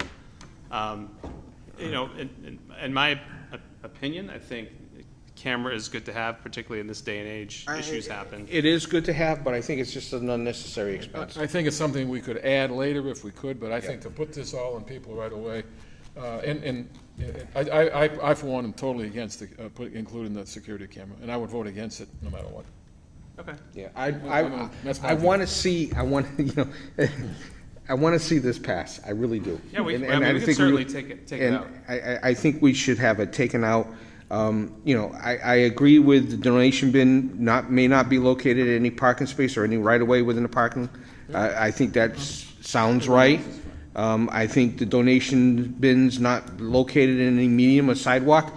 That's perfect. Sited so that it ensures safe pedestrian and vehicular access to the property. That's good. On the installing them on the property, issue the license. That's good. Copy the license. That's even better. And the size. That's fine. I mean, first of all, if you have a bin that's higher than 7 feet, the average person's not going to be able to reach it anyway. So it's going to be tougher to climb in. I'm going to be honest. I can answer whatever questions you want, and we can have a discussion about what you want to be in and not in. The draft that I have in front of me that I'm looking at is not the draft that you have, because most of the stuff that you just read, Mr. McDonald, is not in the draft that I have. Okay. Brian, I think the point is this thing has gone on way too long. We've wasted a lot of time and your money and our money. I think that Sean has the draft that we have. We want to vote to extract the A for the security bin, and that's so. It's up to you, I think, to get Sean's copy. He'll send it to you. Extract the security if we vote on it, and then let's be done with it. We've had this going on way too long, Brian. I understand that. My concern is I don't know what else is in front of you, so I don't know if the rest of it accepted you. That is fine. It was substantially revised to be a registration rather than a license. Is that what's in front of you? Okay. So how do we It's not supposed to be a license It anymore. says You don't have license. to make any motion. No, so you don't have the correct draft again. I want A removed. I want the security camera Agreed. discussion Do we need removed. to vote on that? No. Anybody disagree with the removing A? Security cameras, okay. No, Let's nobody is. move on. This is like, it's annoying to me. Okay. Article 26, we have a citizen petition article. This is one of the questions I have. The next two articles are citizen petitions. I don't know if you want me to have the representatives come in on the 8th. They're citizen petition articles, so they need to be on the warrant regardless, but if you want to have them present. The first is to, and I put the requests in quotations because we are required to put in the warrant what exactly is stated on the petition. So to see if the town will vote to appropriate $200,000 from unrestricted reserve for the purpose of hiring outside legal counsel to represent the town's interest in the proposed changes to Mass DEP Title V regulations and I watershed don't think we permit. need the sponsor here. That's pretty much cut and dried. Okay. But the sponsor would be responsible to stand up at town meeting. Yeah, they're speak gonna on have to it. stand up at town meeting and say. And we're gonna vote on this next time? Yes. Okay. So what is why in the world are we going to be hiring an outside legal counsel? It's what it's citizen petition, that's No, I what he understand that. proposed. Well, my question for that is, it doesn't seem sensible for us to hire an outside. I can see the merits in it.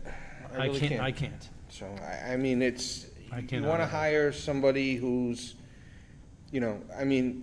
town council, assistant town council, there's a lot on their plate, and I think the implications of these guidelines and the protractedness in fighting the state in a fairness issue is going to take up a lot of time with town council, and I think we need to have,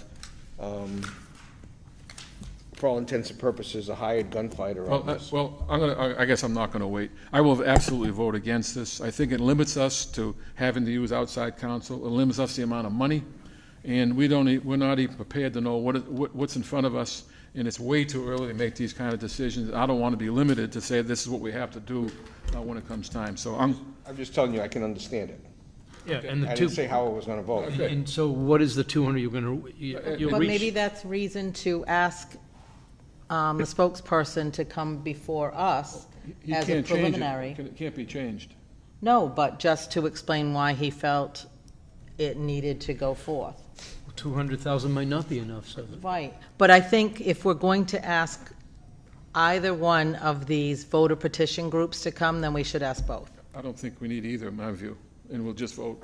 But I how do you think one of the it's things that we talked about with Article 7 is that the town meeting can grant an additional beer and wine license, but it can't mandate who it's going to go to.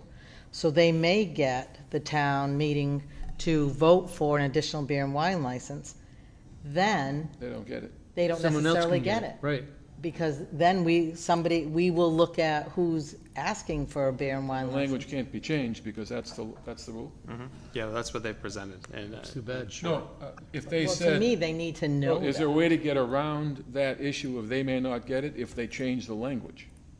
Or the rule is, we vote for one and it could go to anybody. What is the rule, the law? well, are you talking about Article 27 now? I'm sorry, 27, Oh, yes. yeah. Oh, yes, well, there's some issues surrounding just the legality of the proposed petition, the Okay. wording. Yep. And there's, so that, yes, it also merits a lot of questions around it, like what is the result? So I'm not quite sure, even if it were to pass, if the Attorney General's office would approve it.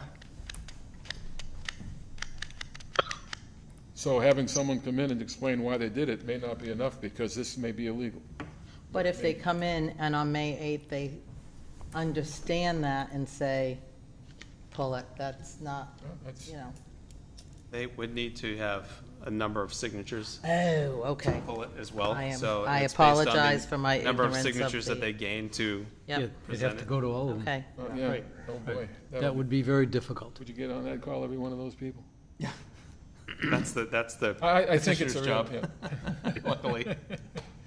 It's a shame because this language in the law, there's no guarantee that any of it's going to happen. Right. I feel like perhaps they were misled, thinking that they could. Misled? No. I think the want of the service and the location absolutely warrants something, to be honest with you. Yes, it really does. I agree. But the issue is whether or not this will pass the legal muster. This is one piece. Right. Legislature is the next piece. There's just too many uncertainties. I guess they with just this. need to be aware of that. I mean, that's unfortunate. They should have known this in the beginning. Well, we thought they did. We had communicated with their Should we advise them that the risk is this may not pass as written? We can't. It's a petitioned article. This is how. Let them make the choice. Okay, I don't. Yeah, I know what They you're have saying. to make that choice come town meeting day. Okay. All right. So I'm not sure either party here can add something to because I think their hands are True. tied based on True. this. Is that to have them here unless somebody disagrees? No. Okay. You already know the questions. That is the annual. Now we have the special, which Buddy Baker-Smith talked about the first article, which was the Community House 2023, FY23 Community Housing and Historic Preservation Reserve. And then we have the supplement to the FY23 operating budget for the Water Enterprise Fund. And then the appropriation to the stabilization fund for our opioid legal settlement receipts. Those are the ones that we've received to date. And then we saw the other article on the annual. Sean, just out of curiosity, I probably know the answer, but I see that special town meeting, the regular town meeting had 26 pages. 13 of them were blank. Yeah, I on saw our the same warrant. thing, yeah. In our, In our packet. Were these, It's before were they Schedule A. scanned in double-sided? Yeah, that's weird. Probably because when you're viewing them, it's one on each page, but when you print it, it's multiple pages, so. Yeah. Oh, this Schedule A, yes. Yeah. Oh, yeah, Yes, because you're it's wider. Yeah, sorry, I didn't. Okay, all right. There's the answer, man. We saved it as a PDF, but yeah, that happens sometimes. Yeah, I'm just saying, because sometimes when you scan a PDF, you scan both sides, you get, the PDF will also give you the blank page, so they're just kind of like, okay. oh, yep, it's Schedule A. Very perceptive. I thought it was my I know computer. this was empty there, but I thought it was just. I scan stuff all the time, so I do this too, so it's like, I Yeah, kick but I only myself. scan one side. Well, that's All what right, I so end up that is doing, the like, special and the annual. So we'll Okay. have it in on the 8th for finalization. Great. Great. See, Doesn't here's sound those like a warrants. lengthy town meeting, does not. Now. No, we had we're some, in new business. originally, a few weeks ago when I presented, we had more articles on there, but some have been taken down, so. Okay, thank you. Off to new business. Anybody else before we do that? Okay. New business, the EPA access agreement extension approval. Yes, so we were here a few months ago with our Health Director, Chris Michaud, to talk about the EPA's request to extend the current access agreement at the police station and also add to it a storage area for contaminated fill, which they have been doing an excellent job containing on other sites. We met with our legal counsel on the Bliss Corner, as well as the EPA and Mr. Michaud and the town's LSP to discuss the EPA's actions on the site. Everyone is very comfortable with the access agreement as presented, are in favor of it, and would like to see the EPA keep working on remediating Right. properties. I think the point here also is they needed another site. They found one, and they've, up till now, where they've been working, and Mrs. Brooks made that point a few months back, that they've done what they said they would do. It's clean, it's safe, and we expect they'll do the same thing here. Correct, yes. Okay. Is there a time frame? They want to start soon, so if this is approved by the board, they'll start, first they'll contact the neighbors and abutters to let them know that they'll be continuing to work there, and then I don't know what their schedule is for the properties. Will that affect the takedown of the old building? No. Okay, great. Okay, next, all set? Yes. Oh, no, you have to take a vote on that. Oh, Sorry. sorry. Make a Okay. motion to approve. I'll second that. Okay, we have a motion and a second. Any comments or questions? The roll call vote, Mr. Mickelson? Yes. Mr. McDonald? Yes. Mrs. Brooks? Yes. Mr. Gracie? Yes. Chair votes yes, unanimous, it passes. Thank you very much. Next. Indigenous Peoples' History and Culture Charge approval. And I think we have comments here from Mrs. Brooks. Yes. This came to be after last year's vote to keep the native mascot. We really felt at that time that it was important, if we're keeping the mascot, to make sure that we are representing the history and culture of Indigenous people appropriately. So we have had a work group working on this, and at this point it's time to have a formal committee charge so that we can act upon the plan that we've talked about in the work group. So do you feel, it's in your packet, do you want me to read through it? No, just so that you know it would. There is a specific charge. The group is working to really focus on educating the population of Dartmouth. There is an offshoot group that's working on the school department side, that's working on school curriculum for the students pre-K to 12 and where that fits in. And there's a bridge, they have school department folks which will be appointed to this committee that will keep us abreast of what the school department's doing. And then this committee will really spend most of its time dedicating it to the residents of Dartmouth. Need to vote on this? Yes. Okay. Any questions from anybody? Move to commit to the charge. Oh, second that. Any comments or questions? We're ready to vote. Mr. Mickelson? Yes. Mr. McDonald? Yes. Mrs. Brooks? Yes. Mr. Gracie? Yes. Chair votes yes. Unanimous. Thank you very much. Nice job, Mrs. Brooks. Do you want to advertise for the two? Yes, so we have, just before we move on, the membership would be an appointee or designee from the Select Board, School Committee, and Historic Commission, as well as a member from the Town Administrator's Office. And then there will be 2 community at-large members that will be appointed through the Select Board. All will be a 3-year term. Our goal is that at the end of the 3 years, we will have achieved this goal of creating a platform that would annually educate the town of Dartmouth residents, as well as what's happening in the school department. And it could segue into some other historic charge. But we do need 2 at-large members, citizens of the Dartmouth community. We would love if they were also tribal members, which would be great. But again, this would be the core committee, and the meetings will be posted through the standard open meeting law. And so as the meetings progress, anyone in the town can attend, but we do need 2 at-large members to We request. do have some members that are on board that will probably Yep, apply they need to instead. just formally request. Right. And then at a future meeting, we will do the formal appointment of all the members. Any questions? Great. Nice job, Ms. Brooks. Thank you. I'm sorry, did you vote on that? I know there's a vote in a Did second. we vote? We didn't vote. Yes, We did Yeah, vote. we did yeah. vote. You voted, Okay. yes. It was quick. Sorry. Because we're all late, yeah. it's Now we late. have to do the particulars. That's one, the particular. Anytime you want to join the meeting, Sean, just, it's okay. You rescued me a few times. That was unfair. I'm sorry. Quite a few times. Okay, next, Rabbi Raphael Cantor and Cantor Nathaniel Shudovich, recognition. Mr. Mickelson. So I have 2 citations to give to the rabbi and the cantor. The synagogue will be having a celebration on May 5th and 6th. On May 5th, there'll be a dinner, and we will award them the citations. The citation states, Town of Dartmouth, official Select Board citation. Be it known that the Dartmouth Select Board hereby extends its gratitude to Rabbi Raphael Cantor in recognition of your 25 years of service and dedication to the Dartmouth community and to Fereth Israel congregation.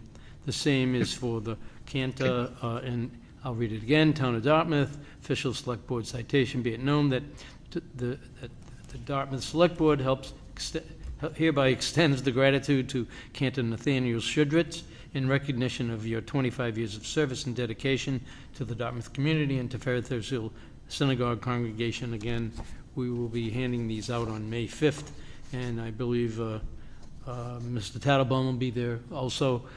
Personally speaking, between Mr. Tattlebaum and myself, We know both of these individuals for all 25 years.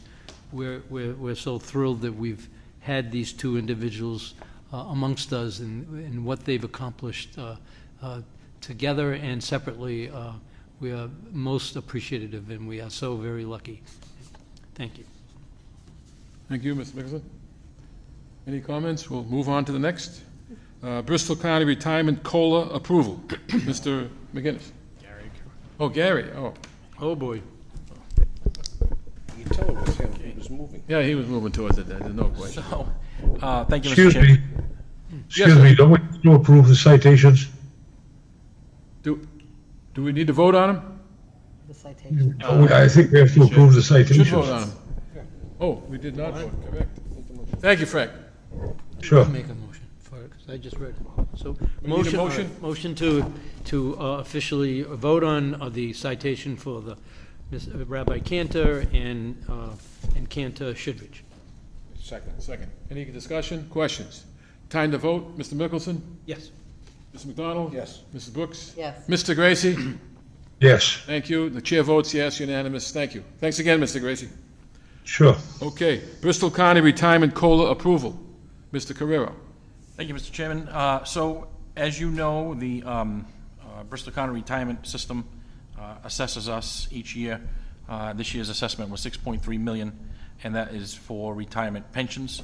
And at the beginning of each year, they assess whether or not the system can support a increase in the retiree's pension. It is a minimal increase to say that. It runs about $510 per retiree. And they vote that in the January timeframe. The towns get notified. And so what happened this year was they felt that there should be an additional COLA increase of 2% for the retirees in town.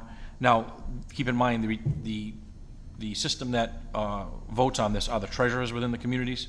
So the treasurers didn't meet. 2/3 of the communities have already approved this. And so this is us notifying the board and the board having to approve it also.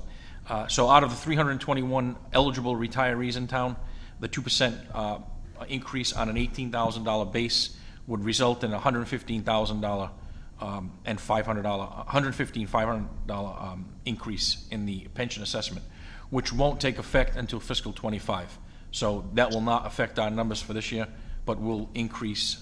It will already increase because they've already got enough votes from each community, and we just need to have the vote from the community here tonight to support it or not support it. Any questions? Okay, I need a motion. Motion to approve. Second. Enthusiastic. Huh? Second. Okay, second. Housekeeping. Okay, time to vote. Mr. Mickelson? Yes. Mr. McDonald? Yes. Mrs. Brooks? Yes. Mr. Gracie? Yes. Chair votes yes, unanimous. Thank you, Gary. Yep. Okay, Select Board, Code of Conduct Review and Re-Vote. Yes, so a few years ago, the Select Board implemented a code of conduct.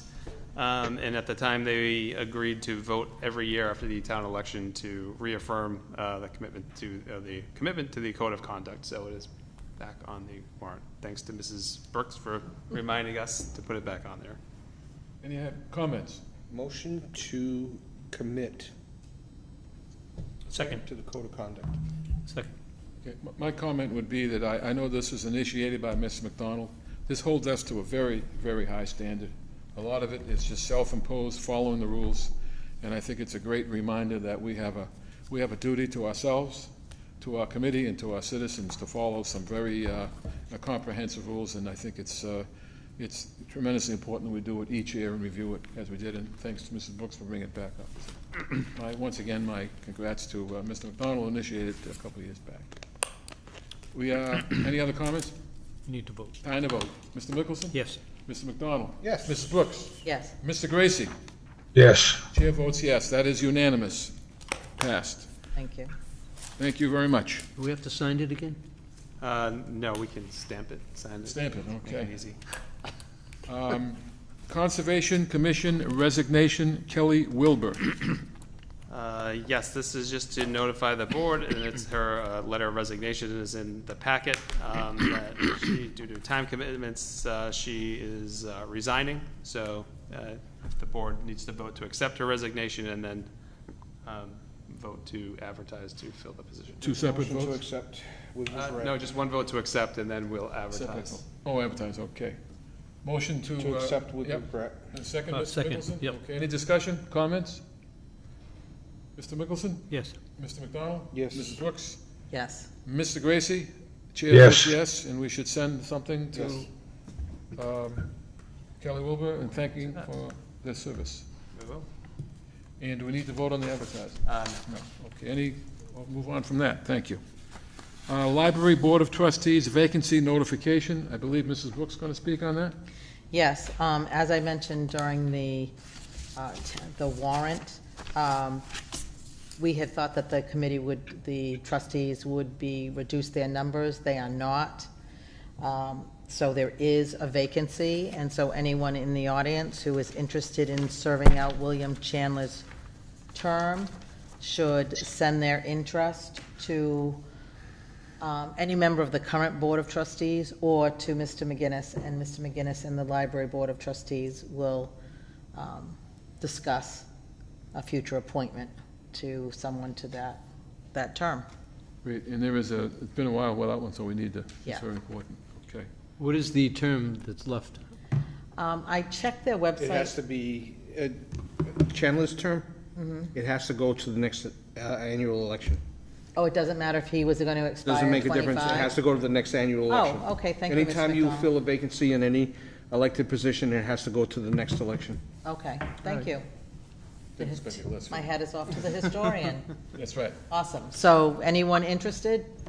You'll serve from whenever you're appointed until the April election, And as I said before, we have a new 2024. director coming in, we got two beautiful buildings, the parking lot in Southwest is always packed, a lot going on, and I know we do a lot for the new building, be a great opportunity for someone who's interested in the library and the services we offer, so please step forward. Thank you, Ms. Brooks. We didn't vote on anything. No. Okay. Now we move to the town administrative update. Keep it under an hour, Sean? Yeah, I don't have a That's lot. okay. We have been preparing the annual budget, the Schedule A. We were preparing for tonight's presentation, thanks to Gary and his staff for helping to pull together numbers, and also putting together the warrant, so we're ready to vote on May 8th. One item, the old police station demolition bid specifications are out, so we're hoping to get, some good proposals to demolish the building. That bid opening will be May 15th. I would like to just add at this point that Mr. Carrero has been in office for how long? 8 months. Yeah, not And long. you've also been carrying it's so easy to see that the kind of work you've been doing and the kind of cooperation the two of you work together, and it's particularly impressive, and I think that it's great to have you on board, fully invested and in charge, because it's great. And we get, in this activity we created tonight with our joint committee is, I think you'll be fully prepared for it and ready to go, and the team effort will get it done, so thank you very much. It's a great presentation. Team effort all the way. Great. Old business, anybody? Oh, usually our things are there. Okay. Minutes from March 27. Motion to approve. Second. Any discussion on the minutes? Let's vote. Mr. Mickelson? Yes. Mr. McDonald? Yes. Mrs. Brooks? Yes. Mr. Gracie? Yes. Chair votes yes, unanimous. Thank you very much. The minutes are done. Comments from the select board, any updates they want to add at this point in time? Got a couple things. Okay. I wasn't going to say anything, but they happened, actually, I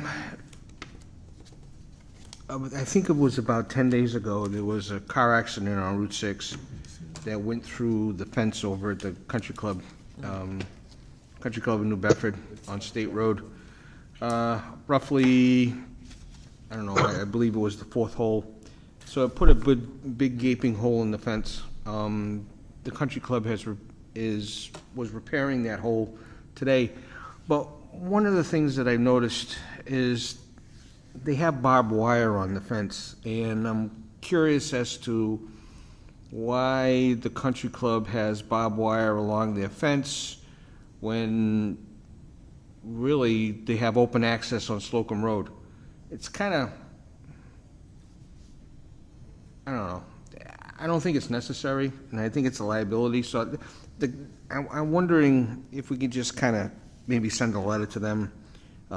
There's a lot of things the country club does that's really nice, and a lot of things that kind of make me scratch my head, like the upkeep on the property when along the borders, because to be honest with you, the upkeep along the fence along State Road and along Hathaway Road, it's a mess. It doesn't look good.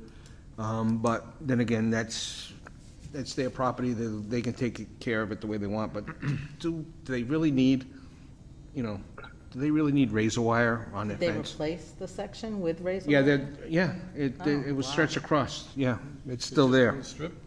No, the whole. It's always been that way. It's always been that. It's been that way for years. Right. I mean, They replaced what the they had. longest time. Right, but they replaced what they had. Yeah, they didn't- replaced what they had. They didn't do it on The question is this why. weekend. So are you asking them to I want just maybe if they take it rethink. down, to put another kind of fence up?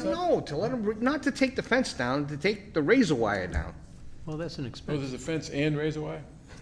Yeah. In due respect, that's an expense Of course that- it's an that- expense. that they might not want to incur. Right, but it's It just seems to me you might get their back up and they won't do it for sure that way. I'd rather have them clean up with 6. I mean, it's the Yeah, as it is. The other thing is that there's going to be a carnival at the mall. They're already starting to show up. I'm assuming our police department is going to be well aware of its presence and the potential problems that could occur, since I believe last year there was a shooting at the carnival, so we just want to be made aware of that. Well, can we make a request, ask the chief if they have been asked to supply a detail? Yeah, we can ask that, if there's a... Part of their online license application? To provide detail? Yeah. Yes. Okay. Well, to provide a safety plan to the police, so the police approve it. Right. And that may or may not involve a detail. I'm not sure what it may, yes. No, it may not require. Right, it may not require. It may not, but I would imagine. So the chief would have decided whether they need to have one or not. Yeah. Correct, yes. Based on that application. Or his representative, correct, yes. Okay. I just want to also make just a note that the signs, the portable light-up signs that have been placed around Fons Corner Road and the Route 6 has helped a great deal with the panhandling. The sick kid struck with cancer of the week person placards. It changes every week, so that's much appreciated. And I'd like to still, unless we have more use of those signs elsewhere, I'd like to keep them where they are, just to kind of keep continually reminding the public about the pitfalls of panhandling. The police ones, is that the ones up Yeah, there? Okay. yeah. Basically, it just says, don't block the intersection, beware of potential scams. Okay. Oh, yeah. Okay. So, I mean, Okay. when you have, somebody looking for, child 1, and then next Monday it's child 2, and then next Monday it's child 3, and all 3 children happen to be in Turkey or Romania, Okay. And it walks adds, like a the dog other difference. thing All is, set, Ms. McDonald? that we gotta, the police department has, every day has to go out there and Yep. shoo them away, and these guys are And doing they a can't lot. shoo them away, they just have to be careful that they don't block traffic. But they do. They do. So, They go out they into ask them to traffic. leave, they leave, the cops leave, they come back. Okay. But the set, Mr. signs McDonald? work. I'm fine. Anybody else for comments? I have just one announcement, is that there's a resource fair to be held Sunday, May 6th from 10 to 3 at Dartmouth High School. It's a community-wide resource fair. Notice is on Facebook. It started out several years ago as a special education resource fair, so families with students that require services, a multitude of services. There's representatives there, but it's really evolved to a community resource fair. So there'll be folks there representing help for, from womb to tomb. There'll be people there. So 10 to 3, May 6th, at Dartmouth High School. Anybody else? I had, Mr. Mickelson, we talked briefly about the Route 6 Tucker Road corridor area. And Yes. I would like to, I don't want to make this a long discussion, but do we need to, as a group here, put this on an agenda so we can have discussion about it and what our reaction should be? Without a doubt. Okay, can we put that? The biggest problem is the state has changed the thing in midstream, basically.